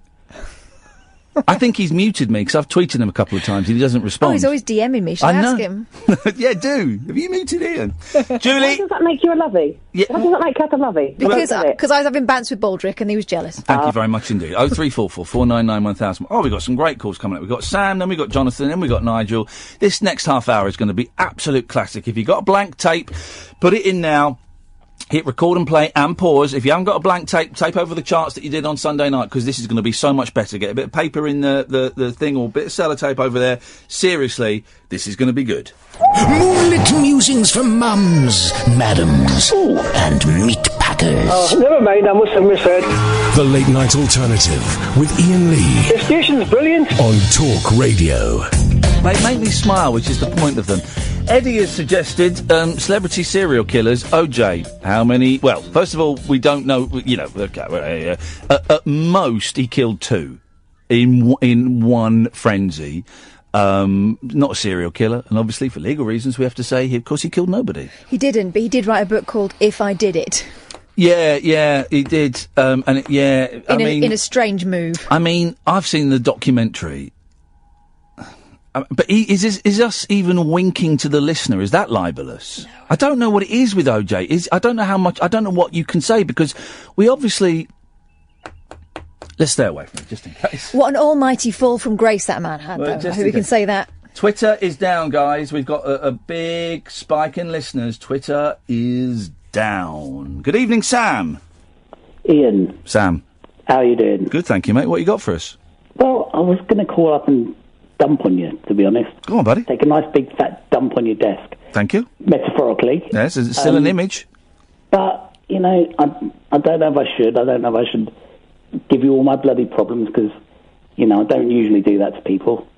But if you want to hear it, I'll tell you. If not, I'll talk about conspiracies. I want you to tell me whatever you want to tell me, Sam. Well, I can tell you both if you've got time. We're here till 1 o'clock. Go on. Well, I've had a bit of a crap day, to be honest. And bloody, you know, as you know, I'm disabled. My own issues. My wife's got mental health problems, physical problems, all that kind of crap. And I wonder, what do you feel about family rifts and family arguments? Do you think it's best to stay away from them? Say what you feel? What do you think? Family arguments? Well, it depends. Yeah. It depends on which members of the family and what it is. Well, my grandmother's 94. Yes. And she's just had her 94th birthday on Monday. And my aunt, well, I don't want to go too much into it. She's a bit controlling and she sort of organises things. And she was going to take my grandmother out with just my mum and dad, my aunt and her husband, and my grandmother, right, for a birthday lunch or whatever. And this history goes back a bit of a way, but my wife and I, we tend to be excluded from family events because we quite often don't show up because we've got our own problems and, you know, my wife's got anxiety and all that, you know, it's a hard life, you know. And but as it's my grandmother's 94th, and she's getting old, let's face it, she may not have very many left. I would have liked to have been there, you know. But I respected the fact it was just my mum, my dad, my aunt, and, you know, my grandmother and so on. So, anyway, the next thing I know, my 4 cousins are invited. Uh-oh. Right, so, and again, we're excluded. You know, we didn't get an invite. Apparently it's sort of a last-minute thing. But anyway, they're all invited. 3 of the cousins went, and we didn't get an invite, you know. Mum and Dad found out, like, 2 days before. And because of our problems, we need a bit of time to organise things and so on. So again, we're excluded. And this goes back quite a while. We've been excluded for quite a few things. And I got fed up and I said something on Facebook. It sort of turned into a bit of a thing. But, you know, and... Why did you say it on Facebook? Because I was just venting, to be honest, Ian. I get fed up. My mum's deaf. She was bullied as a kid. And she tends to not sort of rock the boat with family members, you know. She doesn't like to say too much. And I don't get a lot of support in that area, you know. And so I don't get a lot of opportunity to say what I feel. My grandmother's old. I don't want to upset her and things. But, you know, it's sort of... I vented and it sort of turned into a big thing. Yeah, but I'm confused as to why you would say it on Facebook in a public forum. Because I don't talk to my aunt, you know. But you knew that your aunt would see it. Well, I'm not friends with her on Facebook, and I did know she'd see it, and I knew, you know, I wasn't awful, but I said I'm fed up with my aunt excluding me. You know, in fact, I went as far as to say as your sister to my mum, rather than you know, saying she's mine, because I don't really feel she's much of an aunt to me, to be fair. But there we go. But that's what I said, and it's all turned into a bit of a thing. Well, you know, I still don't know why you said it on Facebook. Because I'm a twat. Well, yeah, to be fair. Yeah, you know, yeah. The line that springs to mind, of course, is choose discomfort over resentment, where you can hold on to a resentment and stuff, or you can confront someone and say, and I don't mean confront in an aggressive way. I just mean you send them an email, or you send them a letter, or you phone them up and say, you know, and that phone call will be uncomfortable for 10, 15 minutes, but the resentment will possibly pass. Doing it in a public forum is not the best idea. Well, it's a public slapdown. Yeah, I know. And I kind of wanted it to be honest. Oh. In a bit of a way. Oh. But purely because why? I'm just fed up. Well. Okay, what do you think that a public slapdown is? I'm learning to not send emails in anger. Yeah. And not send tweets. I'm learning to not send tweets in anger because I know what you mean, Ian. I know what you mean, and to be honest, in hindsight, maybe I shouldn't have done it. You know, if I'm honest with myself, I think it was a bit stupid, but it's done. I've opened the can of worms. I've opened Pandora's box. I've let it in, or let it out. So where is it now? What's the deal now? Well, I had a bit of a to and fro with my aunt on private messaging on Facebook, and I sort of said how I felt. I said, you know, things have been going back some time, and it's not all gone very well. I think my mum's now going to feel in the middle of things, but you know, is it better out than in? Probably. Do I feel any better? Not at the moment. Maybe later. Maybe when the dust settles, I'll feel a bit better about it. Why can't you go and? Can you just go round and see your nan on your own? Not really. Well, it's just not easy. She's 94. Right. So I'm in a wheelchair. Yeah. My mum, my mum. My wife, she's got her physical disability. So, and my nan, she uses a walking frame. Right. We can't just take her out. No, I didn't say that. How far away does she live from you? About an hour's drive. Oh. Well, I drive. I mean, that's not. Well, then why can't you just go and see her one day? Well, I can't get into her house. She's got steps. You know. And your wife can't. I mean, how many steps is it? About 3. And is your wife unable to get you to? Yeah, well, I'm in a power wheelchair that weighs 20 stone. Oh yeah, I know those things. I know those buggers. And I'm at least 10 stone. So once you factor in my weight and the wheelchair, looking about 30 stone. Well, doesn't look like there's a good situation in that respect. No, it's not easy, to be honest, Ian. It's one of those things. You know, I get fed up with it. Well, we're excluding the family, and even if we can't get to events, we should be asked. Do you know what I mean? We should at least be invited.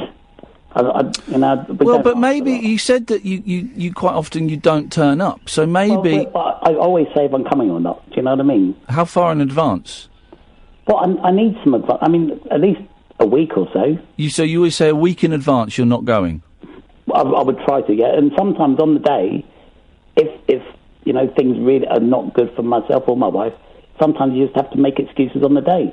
And well, I think maybe that's is that not, and this isn't in any way justifying it, but if I kept inviting someone out and they kept letting me down on the last day, on the day when I'd made plans, I'd probably stop inviting them out. I do know what you mean, Ian. I do see that, but it's not our fault either. You know, we try our best, And no, it's not. I'm not saying it's anyone's fault. I'm saying if I invited someone out and they continually let me down on the day when I'd made plans, I'd probably get a little bit angry about it and a bit resentful, and I'd take into consideration all the factors. But I'd eventually I'd stop asking them out. Yeah, I can see that. I can see your point. You know, and to be fair, it's not very often we let anyone down on the day. Usually I make my excuses well in advance. But, you know, it's, I don't know, it's one of those things. And it's making you feel crap tonight? It's very crap, yeah, to be honest. I bet. You know, these things are a stress. But there we are. That's I've unloaded. Thank you, Ian. I appreciate it. No, you're very welcome. Go on. What was the other thing you wanted to say? Okay, well, I was going to say eugenics. Yes. Gosh. The benefit system and eugenics. Yes. I believe, yes, to a point, not wholeheartedly, there's an element of eugenics in the benefit system. WTF? Why that then? Well, because it sounds crazy to me, but maybe I've missed something. I hear what you're saying, but when you think about what's happening, there's a lot of people who are sanctioned, who have no food. Yeah, it's not to kill them off and make it so that we don't have any more disabled people. I'm not talking about just disabled people. I'm talking about poor people, people who, for example, people who are on insulin and they have their benefits. But so do you think the government want everyone who's poor to die so there'll only be wealthy people? I didn't say it's a necessarily a logical argument, but I do believe there's an element of social cleansing. That's what I believe. Wowzers. So you're saying a genocide, because you've used the phrase eugenics, which of course we associate with the Nazis, so I'm going to use another one. Okay. You're saying what the Tories or Labour as well want a genocide? I think the Tories are... Of the poor. Is that what you're saying? They want a genocide of the poor and the disabled? Yes. Wow. Now, I may be a fantasist, I may be a complete moron, but, you know, if you explore all options, you know, you ask for conspiracy theory. Yeah, no, I'm loving it. I'm loving it, man. Sam, listen, I've got to move on because I'm late for a break. Yeah. Thank you for that. I appreciate that. He's given me plenty to think about. 0344 499 1000 is the telephone number. This is Talk Radio. The late night lip service for lovers, loners, and lounge lizards. Yeah, well, where exactly is your accent from? The Late Night Alternative with Ian Lee. I've forgotten your name already, excuse me. On Talk Radio. Oh, God. I'm gonna get a little something for the team upstairs, because they are absolutely, in all the years I've listened to Talk Radio, then Talk Sport, then back to Talk Radio, they are the best things I've ever heard. By a country mile. They are the best things I have ever heard. They just make me chuckle a lot. They're so good. So good. I'm going to get a little something. I might get a couple of bottles or something and take them upstairs to them, just to say thank you, because that is so spot on. Here we go. Hello, Jonathan. Hello, Ian. Hey, man, how you doing? I'm fine. Your last caller was actually onto something. Go on. I've got this book at home called Liberal Fascism by Jonah Goldberg. Okay. He's the editor of the National Review Online. And he writes in one of the chapters that the reason why people were calling for the introduction of a welfare system was actually as a form of soft eugenics. Soft eugenics? There's a phrase. If they give people a small subsistence level handout from the government, it would have two effects. One, they could drive down the cost of labour, particularly in ethnic minority communities, by having the benefits subsistence level only for the poor and unemployed, and then only offering a tiny increase on that with jobs for the such as manual labouring and all that. Yeah, so the price of labour comes down because it's better than the benefits, but only just. Yeah. And well, that's happened. That's what's happening. Yeah, that has happened. And the other I think we're being red-pilled, Kath. I can feel the red pill on my tongue. Do I swallow it? Go on. And the other thing is, if people have barely enough to feed and clothe and have shelter over their own heads, they're going to find it hard, if not impossible, to have families of their own. So it acts as a form of eugenics, birth control. Well, it's a kind of contraception, yes, because they are unable. Gosh. And the thing is, it's not just the Tories doing this.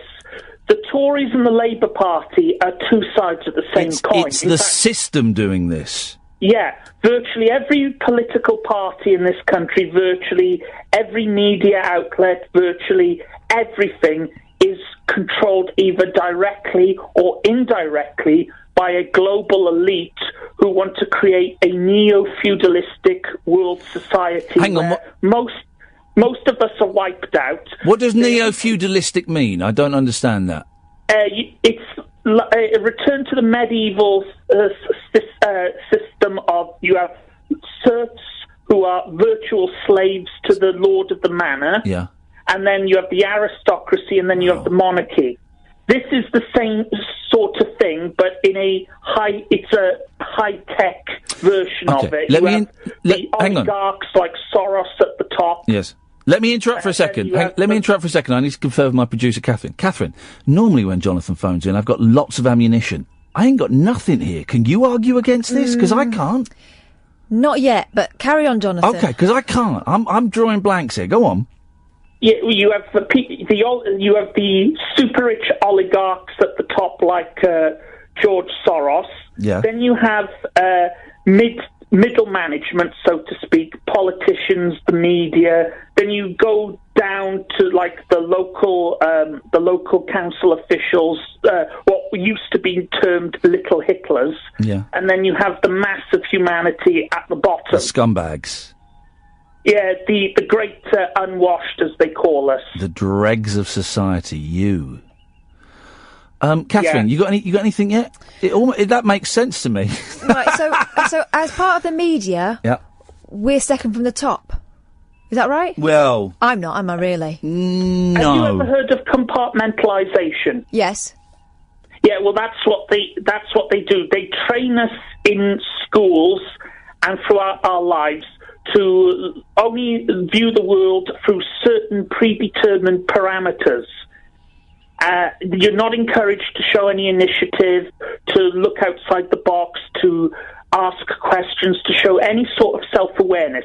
If you're at the top of the tree, like George and Alex Soros, you can do that. You're encouraged to do that. But if you are not a multi-billionaire, you're not in on the plan for the future, then you're encouraged to have blinkers on. I quite like having blinkers on. Well, I'm meant to like having blinkers on, aren't I? Exactly. I'm meant to like having. You wouldn't know. Have you ever heard of the term "ignorance is bliss"? Oh, baby, of course, yes, and it is, isn't it? It fits in. Yeah, that's the blue pill. The red pill, though, the truth hurts, but it also sets you free. And other cliches that can be found on mugs. But I've got nothing against this, Kath. For the first time ever, he's making perfect sense. You know why? Why? Because he's right. All these conspiracy theories are based on one thing. Yeah. Making you feel better about not achieving more. Oh. Because Go on, the world is against you. It's not your fault. Yeah. Well, the thing is, the universe isn't for or against anyone. You have to make the best of it. If something doesn't go wrong in my life, I don't automatically blame George Soros or the New World Order. You look inward. That's your first port of call. But aren't we all being in this scenario, this feudalistic scenario that you're saying? Aren't we all being kept down? Yeah, we are being kept down. So we have limited power then over our destinies. No, we don't. We don't, and we've proven that in the last year. Give me or so. what with Brexit? You're saying, but surely if they wanted, surely the Brexit vote went the way that the people at the top wanted. You can't say that was a blow. That was actually human beings making their first real decision. It's first of all they assumed that they would win.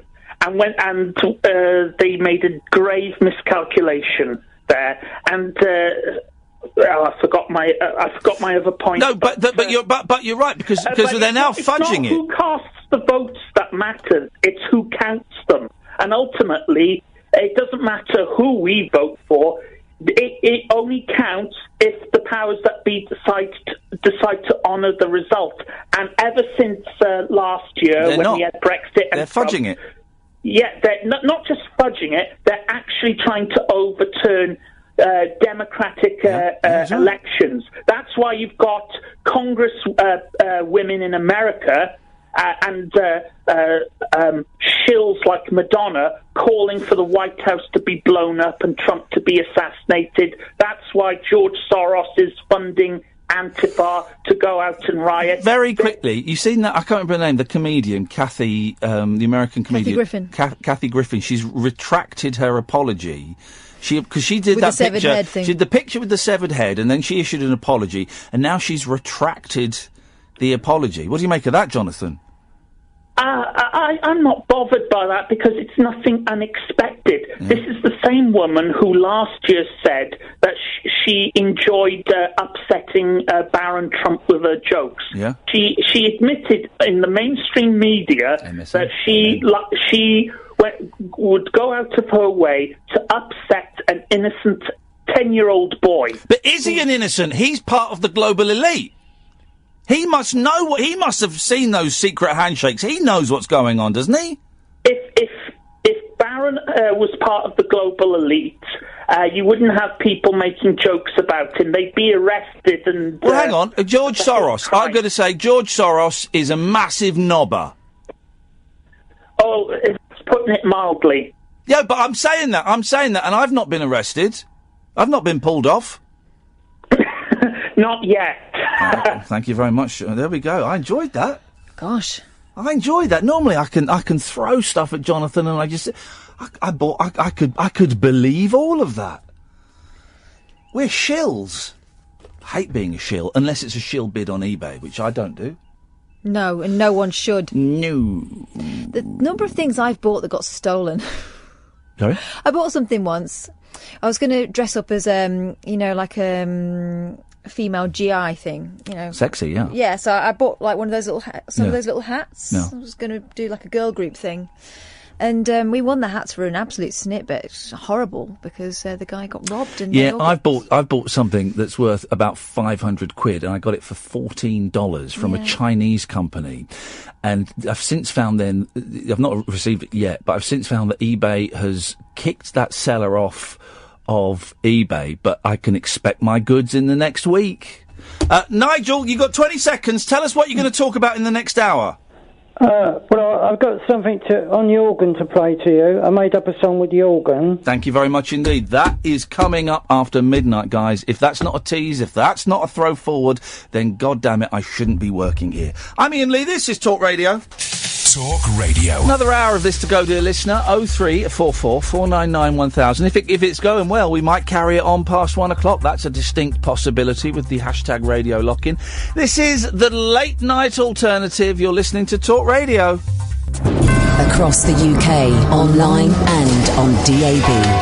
Get an earful of unusual nocturnal emissions with radio's Lord of Misrule, Iain Lee. No relation, thank God. Unfiltered night talk with the original king of unconventional conversation. The Late Night Alternative with Iain Lee on Talk Radio. 0344 499 1000. I've turned Periscope off because something's wrong with our Wi-Fi, and I'm just worried it's going to cane I'm still looking at the camera as though it's there. It's going to cane my my data allowance. So I've turned it off, so you just have to listen for the last 58 minutes. If indeed it is the last 58 minutes, we might carry on a bit longer after 1 o'clock. Let's see how it goes. 0344 499 1000. A quick recap of what we have talked about. Family disputes, tight jackets, great art, pop concerts, the mainstream media, your conspiracy theories, please, and famous people that were serial killers. 0344 499 1000. It's Nigel in Maidstone. Oh, just dropping off here. Nearly dropping off. I'm a bit tired. Aren't we all? No, I'm fully refreshed and alert. It's only because I've been cycling 20 miles earlier. I suppose at my age, it's going to make me tired, isn't it? That might do it. I did 80 miles yesterday to the coast. It was a lovely day, wasn't it? Monday. A lovely day. No, Tuesday. Sorry, Tuesday was a lovely day. Have you been to Camber Sands in Kent before? I don't think I have been to... No, I have been to Camber Sands once. Yes, I have. I don't remember why. Near along from Hastings. Oh, yes. Anyway, the beach was packed. Solid with people. I couldn't get on the beach. It was so packed. Yep. I made a video for YouTube, so it proved that I've been there, you know. Wow, that's incredible. But I was ringing up earlier. I couldn't get on earlier. Was that I was a fan of Princess Diana, of course. And of course. I thought she was a lovely person. Did you ever meet her? Carry on, sorry. Did you ever meet her? Well, I nearly did, because she got off a helicopter. Well, I'll start from the beginning. A week before she died... By the way, just stop for a second, because this is a great phoning, because I've got a story as well. Did you, dear listener, nearly meet Princess Diana? 0344 499 1000. 20 years to the day since she died. Did you nearly meet Princess Diana? I'm giving you an idea now. Yeah. Sorry? Pardon? So go on, there was a helicopter. Yeah, a week before she was killed, I nearly met her. Well, she got off the helicopter and went into the palace. When I was there, I heard the helicopter land, and she popped in. I just missed her. She just walked inside. And have you been excluded from the police inquiries? But I was staying at a Butlins hotel for a week, singing with redcoats and stuff, and also singing with a pianist in a bar. At Butlins. They've closed it down now. Did you hang out with your penis? Sorry? It turned into a restaurant now, the Butlins. Oh, your pin. Did you hang out? So did you take your penis out to a restaurant? Oh, I didn't say that. No, you said you used to hang out with your pianist. No, a pianist. Your yeah. So you so did you what? Did you go out looking for girls with your penis? That was just the way I said it, I suppose. A pianist, then. That's an old-fashioned word, pianist. It's so old-fashioned. it's not of this earth. Yes, okay. Yeah, that's what a Londoner would say, I suppose. Pianist. No, they'd say pianist. Anyway, so things that sound rude, things that sound like penis. Right, Catherine, you go first. The flower. Peonies. Peonies. Pianist. Peanuts.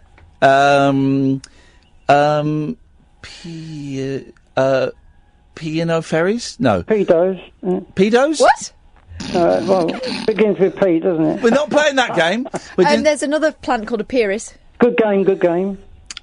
What? Peerless? Penal. Oh, penal reform. Penal reform, yeah. Kelly Betts used to love those, didn't she? Penal reform. Being penalised. Yeah. 0344 499 1000. Things that sound like penis. Anyway, yeah, go on. Yeah, I was jogging through Kensington Two great topics, by the way, Nigel, from you. Have you ever nearly met Lady Di and things that sound like penis? No, I didn't meet her, no. No, I was saying, that's the bonus. I nearly did once, walking down Kensington High Street in London with my friend Emily. It was my first year at college, second year at college, so living in London. Walking down Kensington High Street, and a short, blonde woman with a big puffer jacket. She's short? Well, this is how I remember it. Walked right past me. We almost brushed arms. And I said to my friend, "Oh, there's that lady who thinks she looks like Lady Di." You know, because there was like an impersonator. She's tall, Lady Di. She thinks, and then she stopped in a traffic island in the middle of the road. She's on her own, right? And suddenly a crowd started forming around her.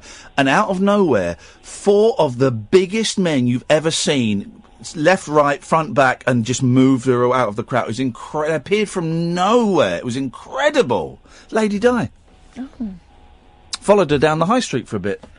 What, really? Yeah, I did. Yeah, of course you would. When I you was were lucky. When I was very little, probably about 5 or 6, we came on holiday to London for a weekend. Wow. And I remember we had bunk beds and Snoopy bed sheets. But we saw Trooping of the Colour. Yeah. And the whole family was out. Yeah. And I saw Lady Di in a carriage.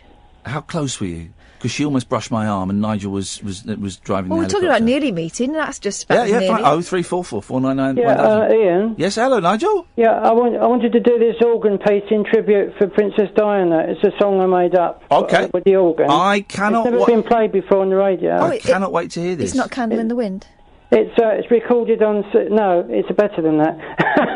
It's on CD. I recorded it on CD. I'm going to bring it out on iTunes as a record. That's great news, Yeah, Nige. and once I find out how you do it. Yeah. Ask So Elton can I John. play it for you now, just.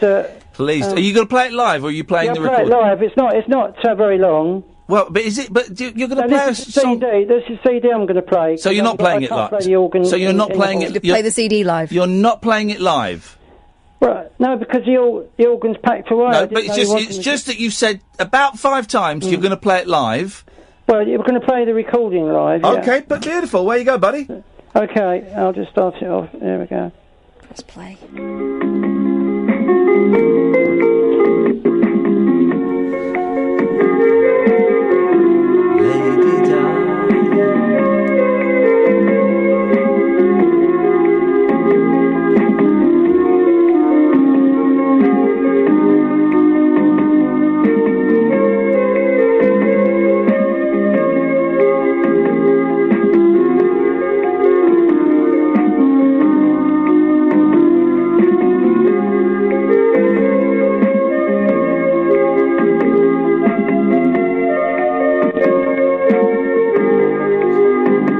Is there any singing in this? No. Is it instrumental? It's like Richard Clayderman.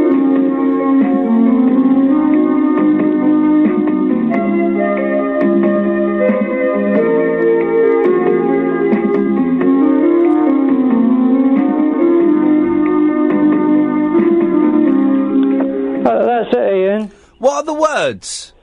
I've got words for it, but that's just the organ piece. Well, can we hear the singing?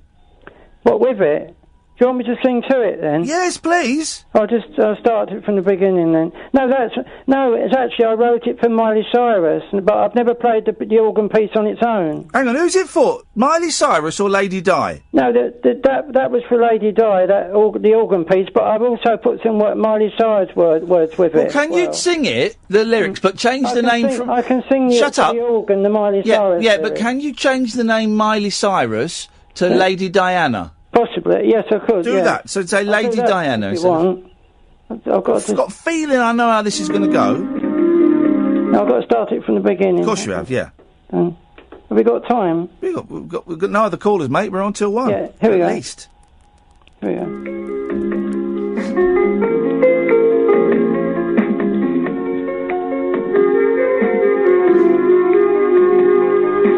Princess Diana, I love you. You're a beautiful girl, I know. You make me so happy when I see you. What a lovely girl you are.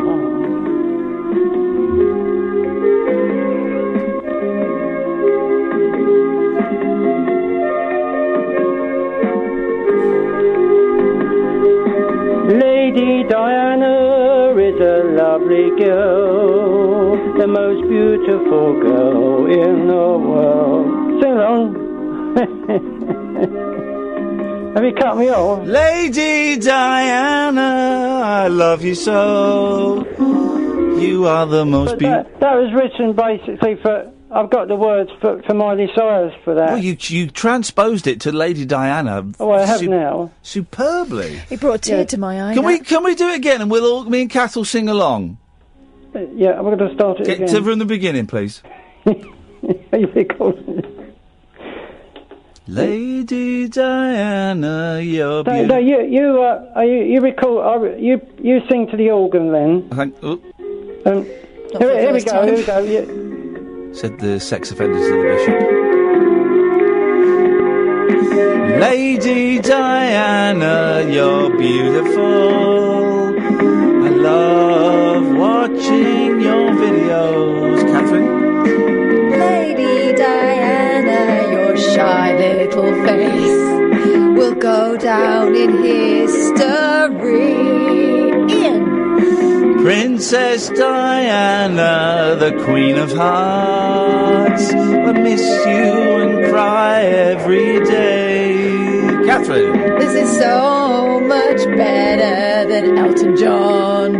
He just recycled a song about another woman. Oh, hang on. My dream would be to see you, Lady Diana, with Miley Cyrus, but unfortunately, your timelines did not cross. That was great, mate. That's beautiful. It's a nice tune, isn't it? It's absolutely beautiful. Love that. I played that. I made that up by myself, just playing to the backing, the rhythm part. Yeah, it's great, mate. You've done really well there, Nige. Yeah. Do you think it would be all right for iTunes? I think it'd be perfect for iTunes. If yeah. I make the words up. Yeah, Maybe I could dedicate it to Lady Diana. I think that's the thing. I think if you can get it out by, I think the anniversary of her death is Thursday. I think today.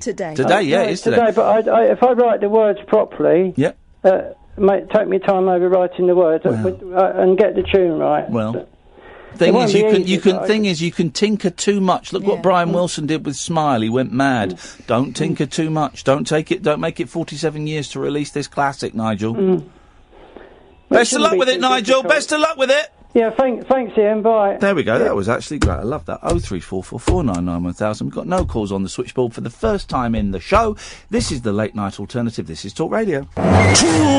Tales of mystery and imagination on the radio show that does things differently. Dolly Parton, I listen to a record all day long. The Late Night Alternative with Ian Lee. I'm a nut job, but not that kind of nut job. On Talk Radio. Honest to God, it's the new Breaking Bad. Oh no! Oh, that reminds me, the nut job. We're making these mug cakes with the boys, and the 5-year-old, he recycled a line from a film, but did it perfectly. I'll give you the quote from the film in a minute. He changed it, right? We're making these, and the 5-year-old, and I said, right, do you know how to crack eggs into it? He said, oh yeah, I can crack eggs into a cup. I'm classically trained. What a great line. It's a line from The Nut Job 2, which isn't a brilliant movie, but basically this bully gets this dog, and she tells the dog to roll over, and the dog just falls on the side, and the other dog goes, roll over, and she goes, I can't, I'm not classically trained. I just thought the speed with which the boy came out with that and turned it around. I said, where'd you get that from? He said, oh, it's from The Nut Job. I said, yeah, but the way you delivered that was very clever and very funny. More of that, please. Oh, I know how to break eggs into a cup. I'm classically trained. What a great line from a 5-year-old. Really, really good. Made me laugh a lot. 03444991000. Evening, Steve. Hi, Ian. How's it going? Very well, Stephen. Well, I've got a come on over thing, but I just heard you talking about that thing there. Have you ever seen Best in Show? Yes, I have seen Best in Show, not for a long time. I was a little bit disappointed by it. It's made by the same team behind Spinal Tap and the excellent Waiting for Guffman. It is. It's just there's one bit that I really like. I think it's right at the beginning where there's a couple talking about that dog, and the dog looks looks like a Dalmatian type of dog, but it's like grey. And it's like this really sad-looking dog, really well cast. Yeah. And they're saying that it came in the bedroom and caught them having sex, and they're talking about it as if it's like a child. Oh, yeah, I remember, yeah. Yeah, that's about the only really funny bit. But anyway, come on over. Hang on a minute. The guy behind that is Christopher Guest. And Waiting for Guffman, if you've never seen it, did you watch it? Did you like it? Yeah, I did. I think it's genius. So Spinal Tap it's the same people in Spinal Tap, but not directed by the same guy. And he's made a career now out of doing these, what we now call mockumentaries. The Office is kind of cribbed from Waiting for Guffman. And Christopher Guest, he did Waiting for Guffman is great. Best in Show about dog shows is quite good. A Mighty Wind has some funny moments. And then after that, they are rubbish. He did this awful film called For Your Consideration about, and Gervais is in it, and it's about making a movie, and it's just awful. And then there's one that's just been, is on Netflix, popped up about 6 months ago, called Mascots. And it's a mockumentary about, it's awful. I mean, awful. But has his wind been stolen by the fact that actually now you get plenty of these? No, he's forgotten what's funny. Oh. He's forgotten. Do you know who he's married to? He's married. He's a lord. He's a lord, isn't he, Steve? And I can't. Do you know this? I've never heard that. He's a lord who can sit in the. I don't know if he can sit in the House of Lords. Christopher Guest is American, but he's lauded. Is he? Go on. Is it Julian Anderson? No. Is it someone like that? Yes. Redhead. Wow. Jamie Lee Curtis. Oh yeah. He's married to Jamie Lee Curtis. Yeah. Gosh. Yeah. Really? Yeah. You know, So did you Portlandia say bloke. Hang on. Portlandia bloke. Fred. Fred Armisen. You know yes. who he's married to? No, I don't. Elizabeth Moss. Who's Elizabeth Moss? She's the one that's in Top of the Lake and Mad Men and everything at the moment. Handmaid's Tale. I don't know what you're talking about. She the one with the big boobies? Not. No, she's the only one I know from Mad Men. They do with the big boobies. Oh right, no, you're thinking of no. Anyway, Steve. The thing about spinal tap, spinal tape, yes, is it's completely universal. Because about 5 years ago, I had a young mate of mine. I think she was only about 17 or something. That come on, I was saying this is amazing. She'd never even heard of it. That was the thing. Yeah, I thought, what, you've never heard of it? You know, I thought her dad might have told her or something like that. And I thought, I don't know if she's going to like this. And she just wet herself, you know what I mean? I know someone who didn't laugh at it. It was brilliant. I know someone who didn't laugh at it.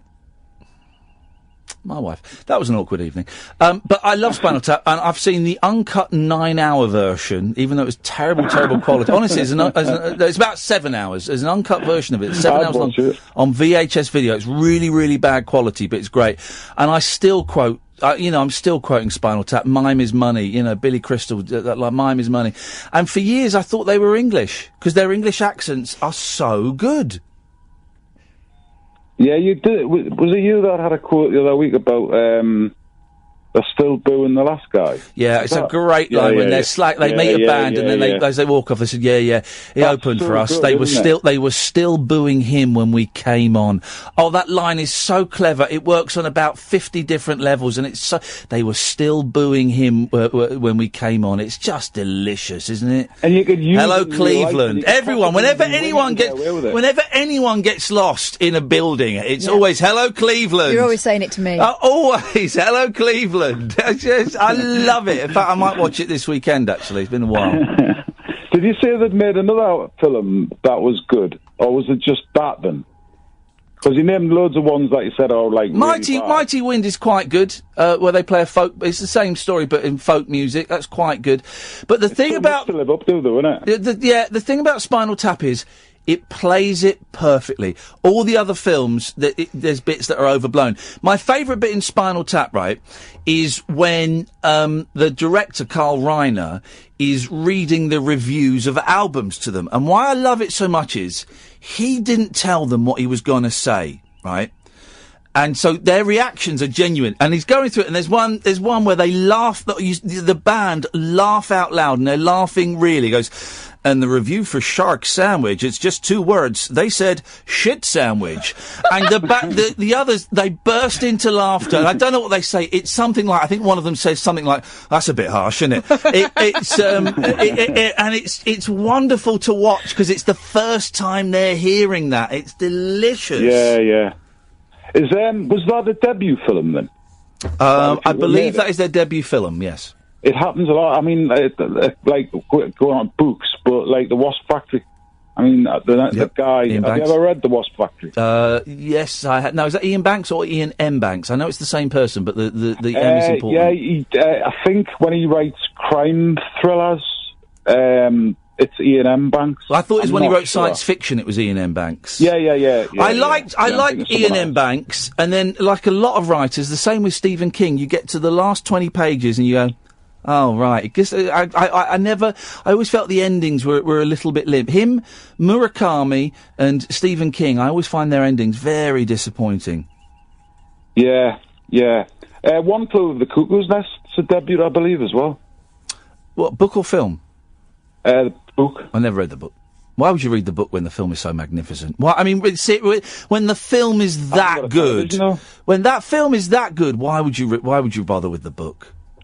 Yeah, but the book it's got so much, like, they're both masterpieces. Who played? Because Originally it was on Broadway before it became a film. And I'm trying to think who played the Jack Nicholson part. You know who played the John Travolta part in Grease before John Travolta? Yeah, Richard Gere.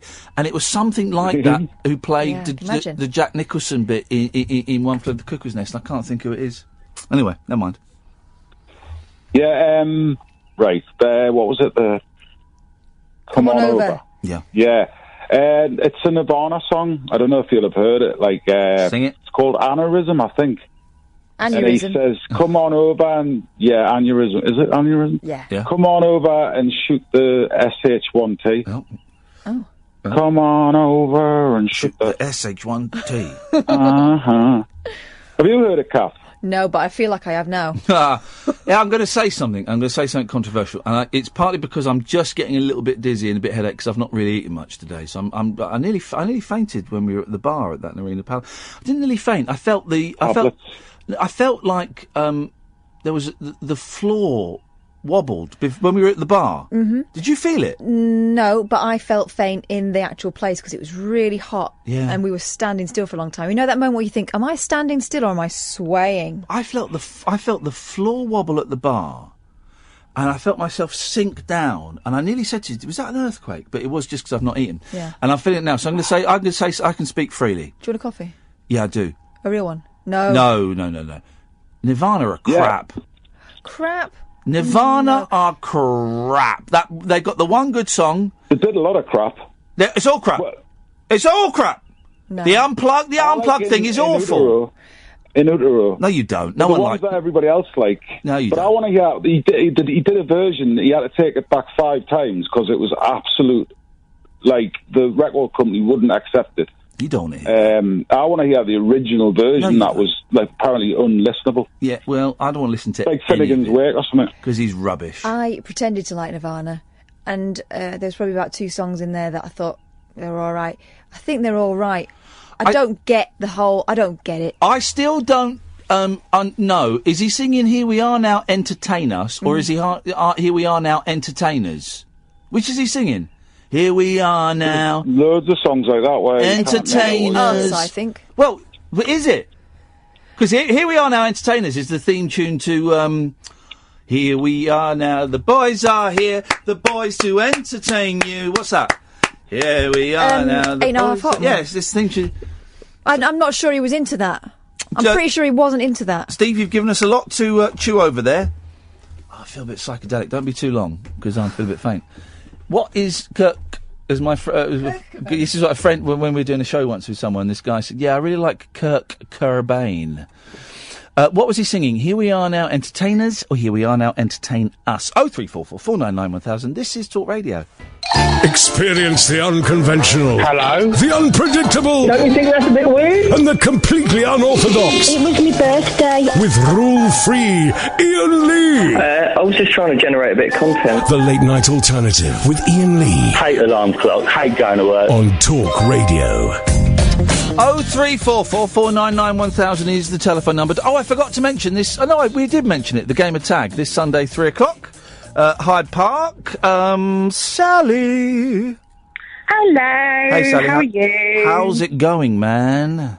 Yeah, all right. Just usual. Here's the thing I was thinking when we spoke to I think it was Sam earlier on who was talking about his aunt and stuff. I haven't spoken to my aunts on my mum's side for just thinking about 8 years. Yeah. Pretty much because we fell out massively when I made the decision, along with my sister, that the best thing for my mum was for her to move into a care home at the age of 56 because she was very ill. And there was a lot of tension around that and a lot of resistance to that, but it was the best thing. And it got very, very tense, and it ended up with there being a big, sweary argument and really nasty emails exchanged from both sides. Yeah. And that was about 7-8 years ago. I've not spoken to him since. And it got me thinking, speaking to that caller, I should probably give him a call tomorrow. Now, here's the thing. I don't want to, but I feel sick in my stomach, which is my thing of, it's something I've got, something I should probably do. If it's making me feel sick, then it means I don't want to, but I should probably do it, and do my best to make peace. I've tried before to make peace, and they weren't interested, and that's fine. But I need to do it. I need to do it one more time as a man in his mid-40s. I need to try and make peace one more time. And I have got the phone number. I've got the phone number for both, a home number and a landline. Landline for one, a mobile for the other. I'm going to phone them up tomorrow before I go and meet Jeremy Vine. And then the whole interview with Jeremy Vine would be going, I've just phoned my aunts up. Oh. So I'm going to I might phone them tomorrow and try and make peace. Well, I hope it goes well. I hope. Well, thank you very much indeed, Sally. What you got for us? Well, that's why I phoned in about family feuds. Yes. Because, you know, my dilemma and all that, I thought if you're going to do the listing again, maybe I should put some meat on the bones with it if I'm going to have to talk about it again. Well, the listing, doing the listing again is currently filed away. Oh, right. Oh, okay. As probably not going to happen. As a joke that perhaps too many people wouldn't get again. Yeah, I think it went over people's heads. I think it went. It was a piece of performance art, and doing it again would have been an even greater piece of performance art. But so it turns out people don't want performance art. They want this rubbish. Okay. Well. I thought, well, then shall my family feud is my cousin texted me about 2 days before Christmas in 2006 to tell me that she'd been having an affair with my fiancé. Wowzers. Catherine's mouthed a swear word there. Whoa. Yeah. That is... That was the toned down version. What she actually went was effing hell. Yeah. Yeah. So, yeah. And basically, my family sort of, for some reason, half of my family turned against me. And what? Sorry? Well, they turned against me. Can you explain that, please? Well, they took her side. Well, they didn't take her side. They protected her from me, apparently. To this day, I've spoken to her once at my nan's funeral. Yep. But I still don't know the ins and outs of it, of the affair or anything, because no one's ever let me talk about it. The family sort of shut me down. And my ex told everyone that I had been playing away from home when I hadn't. So that's what they think. They think that I was having an affair and that's why he had an affair, so... Which is absolute rubbish. Are they still together? Who, my cousin and your ex? Yeah. No, no. It was a fling type thing. Oh God! Well, why did she tell you then? Because she's a bitch, and she's never liked me. God. Yeah. So. Families, Families, sex, families and sex. That's, I think, what most fights are about. Family, sex, and money. There we go. Those are the three. The family, sex, and money. That's it. We're all screwed. Yep. And it's the person that I was accused of having an affair with just happens to be my partner now. Oh, Sally, get your gun! Oh, right. So that'll continue to allow them to churn that one over, won't it? Yeah, exactly. Sodom, though. So there you go. That's my family feud. And I think if you're going to go through have arguments with family over anything less than something like that. I think it's pretty petty, and I think you should just make up. I've come to the conclusion, and it's taken a long time, is that you've got to think, do I want to win? Do I want to be right? Do I want to win that badly that I'm willing to, just...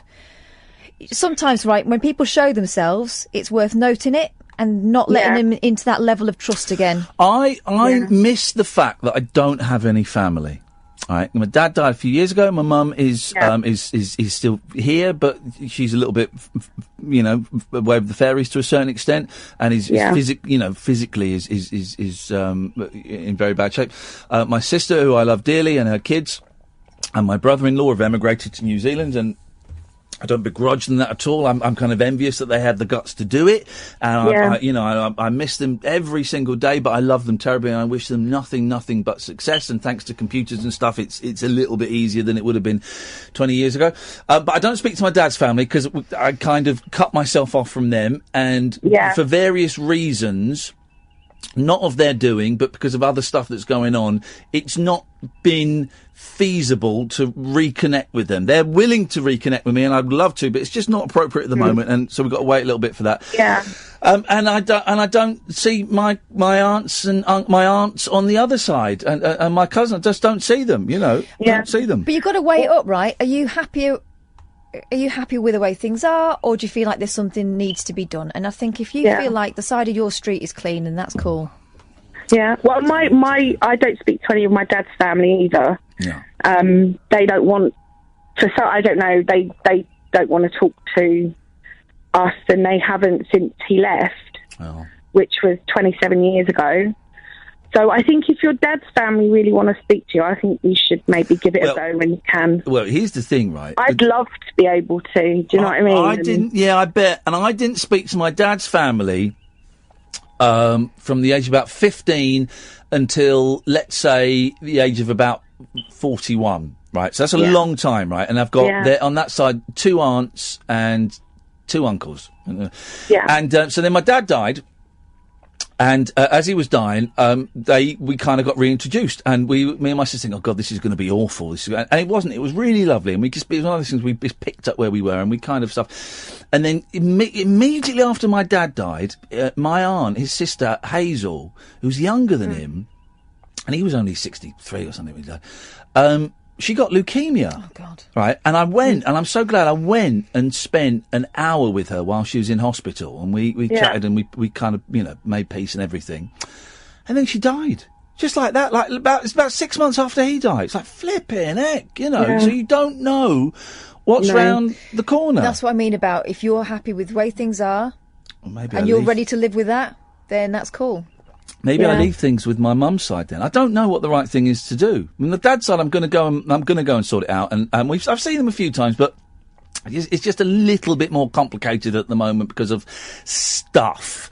But it will get sorted out. I don't know what to do on my mum's side. I genuinely don't know what the best thing is to do. By going back there, am I making more hurt for them and for me, or could this be the time when you realise it's not worth carrying the resentment around? Don't know. I reckon give it one more go. Okay. I'll toss it. Yeah, I'd say give it one more go. And then it's their decision, not yours. Thank you, Sally. Okay. Cheers, my dears. Ta-ta, bye-bye. 0344 499 1000. Paul, then Ray will come to you after this. The Late Night Alternative with Iain Lee. On air and off the leash. On Talk Radio. Good evening, Paul. Yo, evening Ian, evening Kat. Oh, shall I go home now? You two can get it on. Oh, don't be bitter. Listen, I've got a big problem. And Kath can help you out with it, can she? Yeah, if she wants. No, I just found out tonight my boy is playing in a football tournament on Sunday, right? Yeah. And I'm really looking forward to this game of tag. Uh-oh, sounds like someone's about to bottle out of playing tag because he knows he can't keep up with us. Listen. Yes, Grandad. If he wins all 4 games, I can't come. So I'm going to be secretly hoping he loses. Oh, mate. Catherine, type this and send me an email. This is tomorrow's phone-in. When have you secretly wanted Your son to lose. Your son to we'll put that in, whenever you wanted the people you should be supporting to do badly. There we go. That's not on, is it? Am I a bad dad? Oh, you're a terrible dad. You're selfish. So selfish. That is awful, mate. Yeah, that's not. I'm secretly hoping. I don't know if I want you to come to the game of tag. If that's your attitude, it's not good, is it? You're a very, very bad man. Do you know what? I think I'm a Bock anyway, right? Because I'd never missed a game he's played for 7 years. Yeah. And last week I didn't go, and he scored a worldie from the halfway line. So there's something going on. How old's your boy? He's 12, my oldest one. 12 and 8 I've got. Two good ones, yeah. That'll be... here we go. This will show the mark of me as a man. I hope your son does brilliantly on Sunday, and I wish him nothing but luck and success. Is that because he's Team Yo-Yo-Yo? No, Exactly. It totally is. This guy's Team Knob. Weather permitting, is it? Or is it no matter what the weather? What is this? Is your team a lightweight? Mate, it's whatever the weather. If it's chucking it down... Yo wanted to go tooled up. You wanted to go peace and harmony when we started this. I'm going to look at the weather. Hang on, I can never find the weather app on I this did phone. wonder about that, actually, as I drove in today, because it was chucking it down. It's going to... Shut up. Yeah, but that's... Hang on, where's London on here? London. All right, welly boots and Pacamax then. London, Sunday, cloudy, but 20 degrees. All right. Yeah, that'll do. That'll do, buddy. Before I go, I've got a... You've not got a song about Lady Di, have you? No. Drop me out. Pop star killers. Well, it's not the Remember Steve Brookstein? Right, go on. Have you got any evidence he killed anyone? There's the punchline. Go on. No, he murdered every song. Thank you very much indeed. I can see that. Thank you for. I could see some flags in the distance coming towards me as you spoke, and I couldn't quite make out what they were. But as I got closer, I saw you were flagging up that punchline. Good work. Well done. Let us go to Ray. Good evening, Ray. Good evening. Yes. A couple of things. Since I've been on hold, I'm not now sure if I've got this right, but the person who played the Jack Nicholson part on Broadway. Yes. Hopefully you'll say this is correct if I've got it right. Was it Kirk Douglas? I think it was. I wasn't doing it as a quiz. I couldn't remember. I think it was. That rings a bell. Not Michael. Kirk. No, because I think Kirk Douglas played him on Broadway and then got the rights for the film, but then it took him ages to get someone to make it, by which time he was too old. You're right. I love the fact, Ray, that you being on hold, you phoned up confident, and the longer you were hanging on, you totally talked yourself out of it. I respect that. That's a very human thing to do. Yeah, not good at all. The other thing, just very quickly. Yeah. And I know you like playing the how old someone is game when they're on the phone to you. Yeah.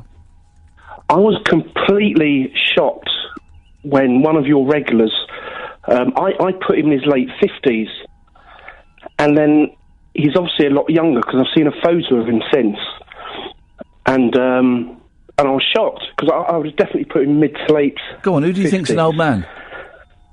I thought he sounded like an old man.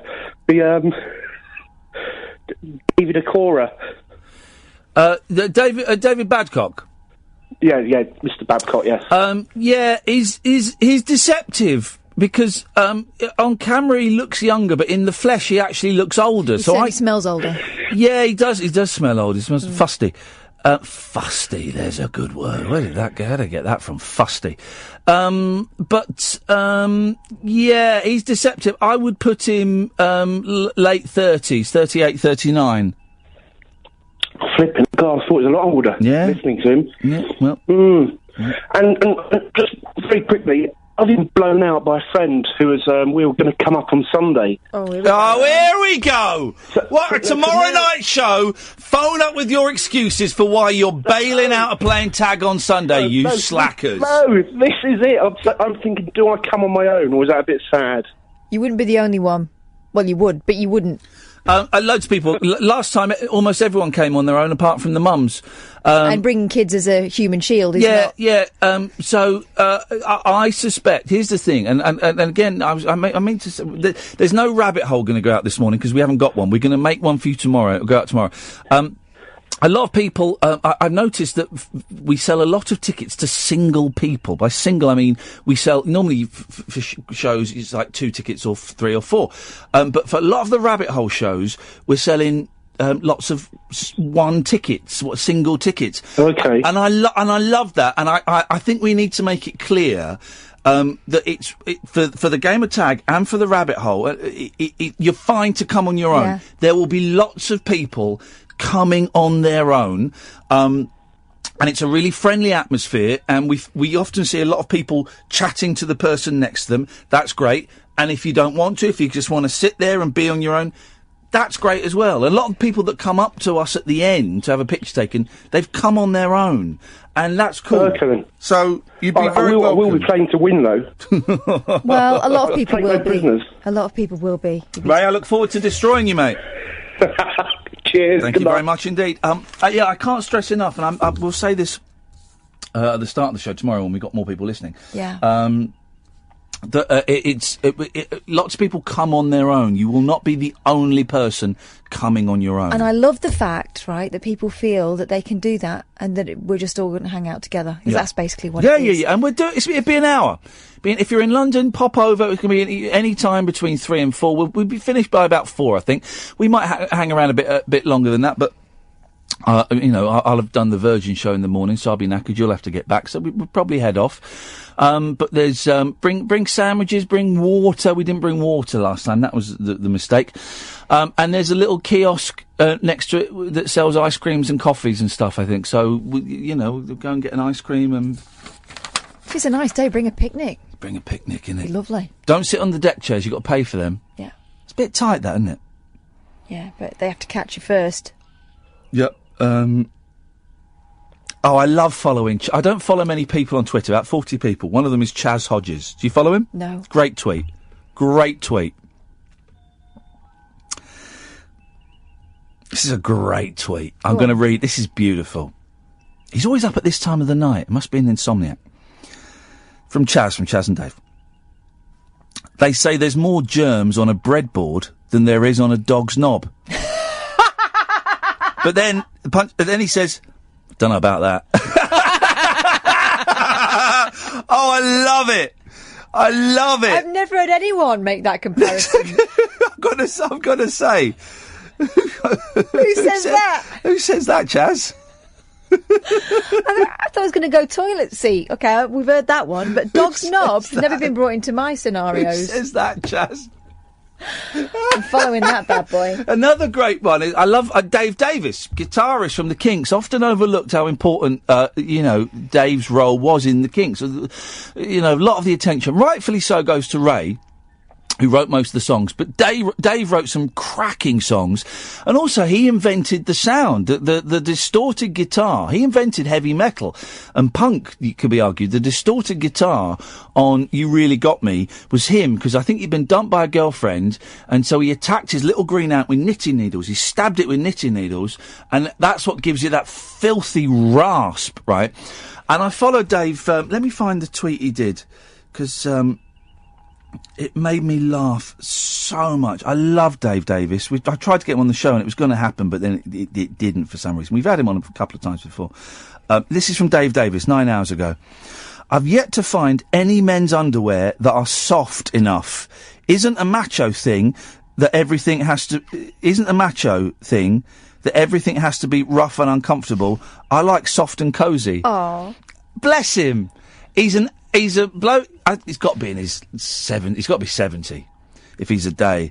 And he just wants some soft pants. He just wants some soft pants, and I love that. I love that. The insight you get into how the other half lives. I'm doing well at staying off Twitter. Plug in the show. Mention we were at Nerina Pallot because I want her to be my friend. But I'm doing well at not tweeting my every. I'm texting you a lot more. Yeah. But I'm doing well at... But we actually know each other and we're friends. And Well, it's probably let's more not get useful. carried away, Catherine. It's probably more useful for you to tell someone that you know. Not that people on Twitter aren't lovely, but you don't... The sort of love you get back on Twitter, you never feels quite as good, does it? I'm doing all right at the moment. I'm doing all right. I'm up and down, and I can find myself sinking. But I'm having more ups than I have done for a while, and I think working a lot. I'm throwing myself in work. That's not cure, but I think that's helping. I'm really enjoying doing this show, and I'm starting to enjoy the Virgin show a lot more, because that was a little bit of a punt, and I'm certainly doing it all through September, and then we'll have a discussion at the end of September as to how it's going to go, as to whether the boss Francis wants me to carry on, whether I want to carry on. But I'm loving it, and I'm doing more exercise, and that I'm going out and walking the dog vigorously. That poor dog. Oh, she's only got tiny legs. You're going to wear him off. Yeah, oh, poor little... well, I don't like her. You do. I don't like her. I do not like her. She gets right on my tits. That dog. How's the cat now? She's all right. She's still skinny. Got to give her tablets, and I've got to take him to the vets in a few weeks. Is she talking to you now? Well, I've started... They call it pilling, when you grab their head, pull their head back and shove it down the throat. She still goes up, moves away when I come. I've started mixing. You can't break this tablet up. Because it's a slow release. So I've started putting in her food, and I think she's eating it. But then I might find what she was doing before was just taking them, spitting them out in another part of the room. So I think so. But I think she's going to be on these tablets forever, which is a bit pricey. I'm saying that as though it's a thing. Of course I'd pay it, but it's about 120 quid a month. And the insurance so far is paying about half of it, so it's affordable. You should tell her though, because she needs to make nice. But she's not putting on weight. That's the thing. Anyway, she'll go in after this at the end of this month, at the end of this run of tablets, and they'll do some more blood tests. Some levels we need to get down, and hopefully she'll put on weight. But maybe she won't put on weight. She's 18 and a half, do you know what I mean? Flipping it. Hey, my poor little girl.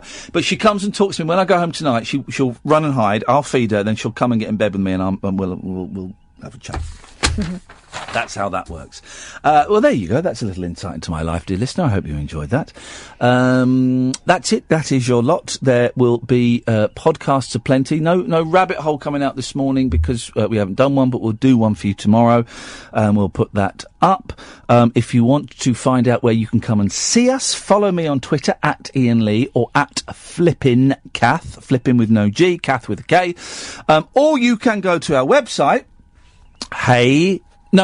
It's www.therabbitholeshow.com. Therabbitholeshow.com. If you download any of our podcasts, reviews, and ratings and shares are gratefully appreciated. Oh, tonight at 10 we got Jeff Lloyd coming in, so that'll be fun. Until then, from us, ta-ta.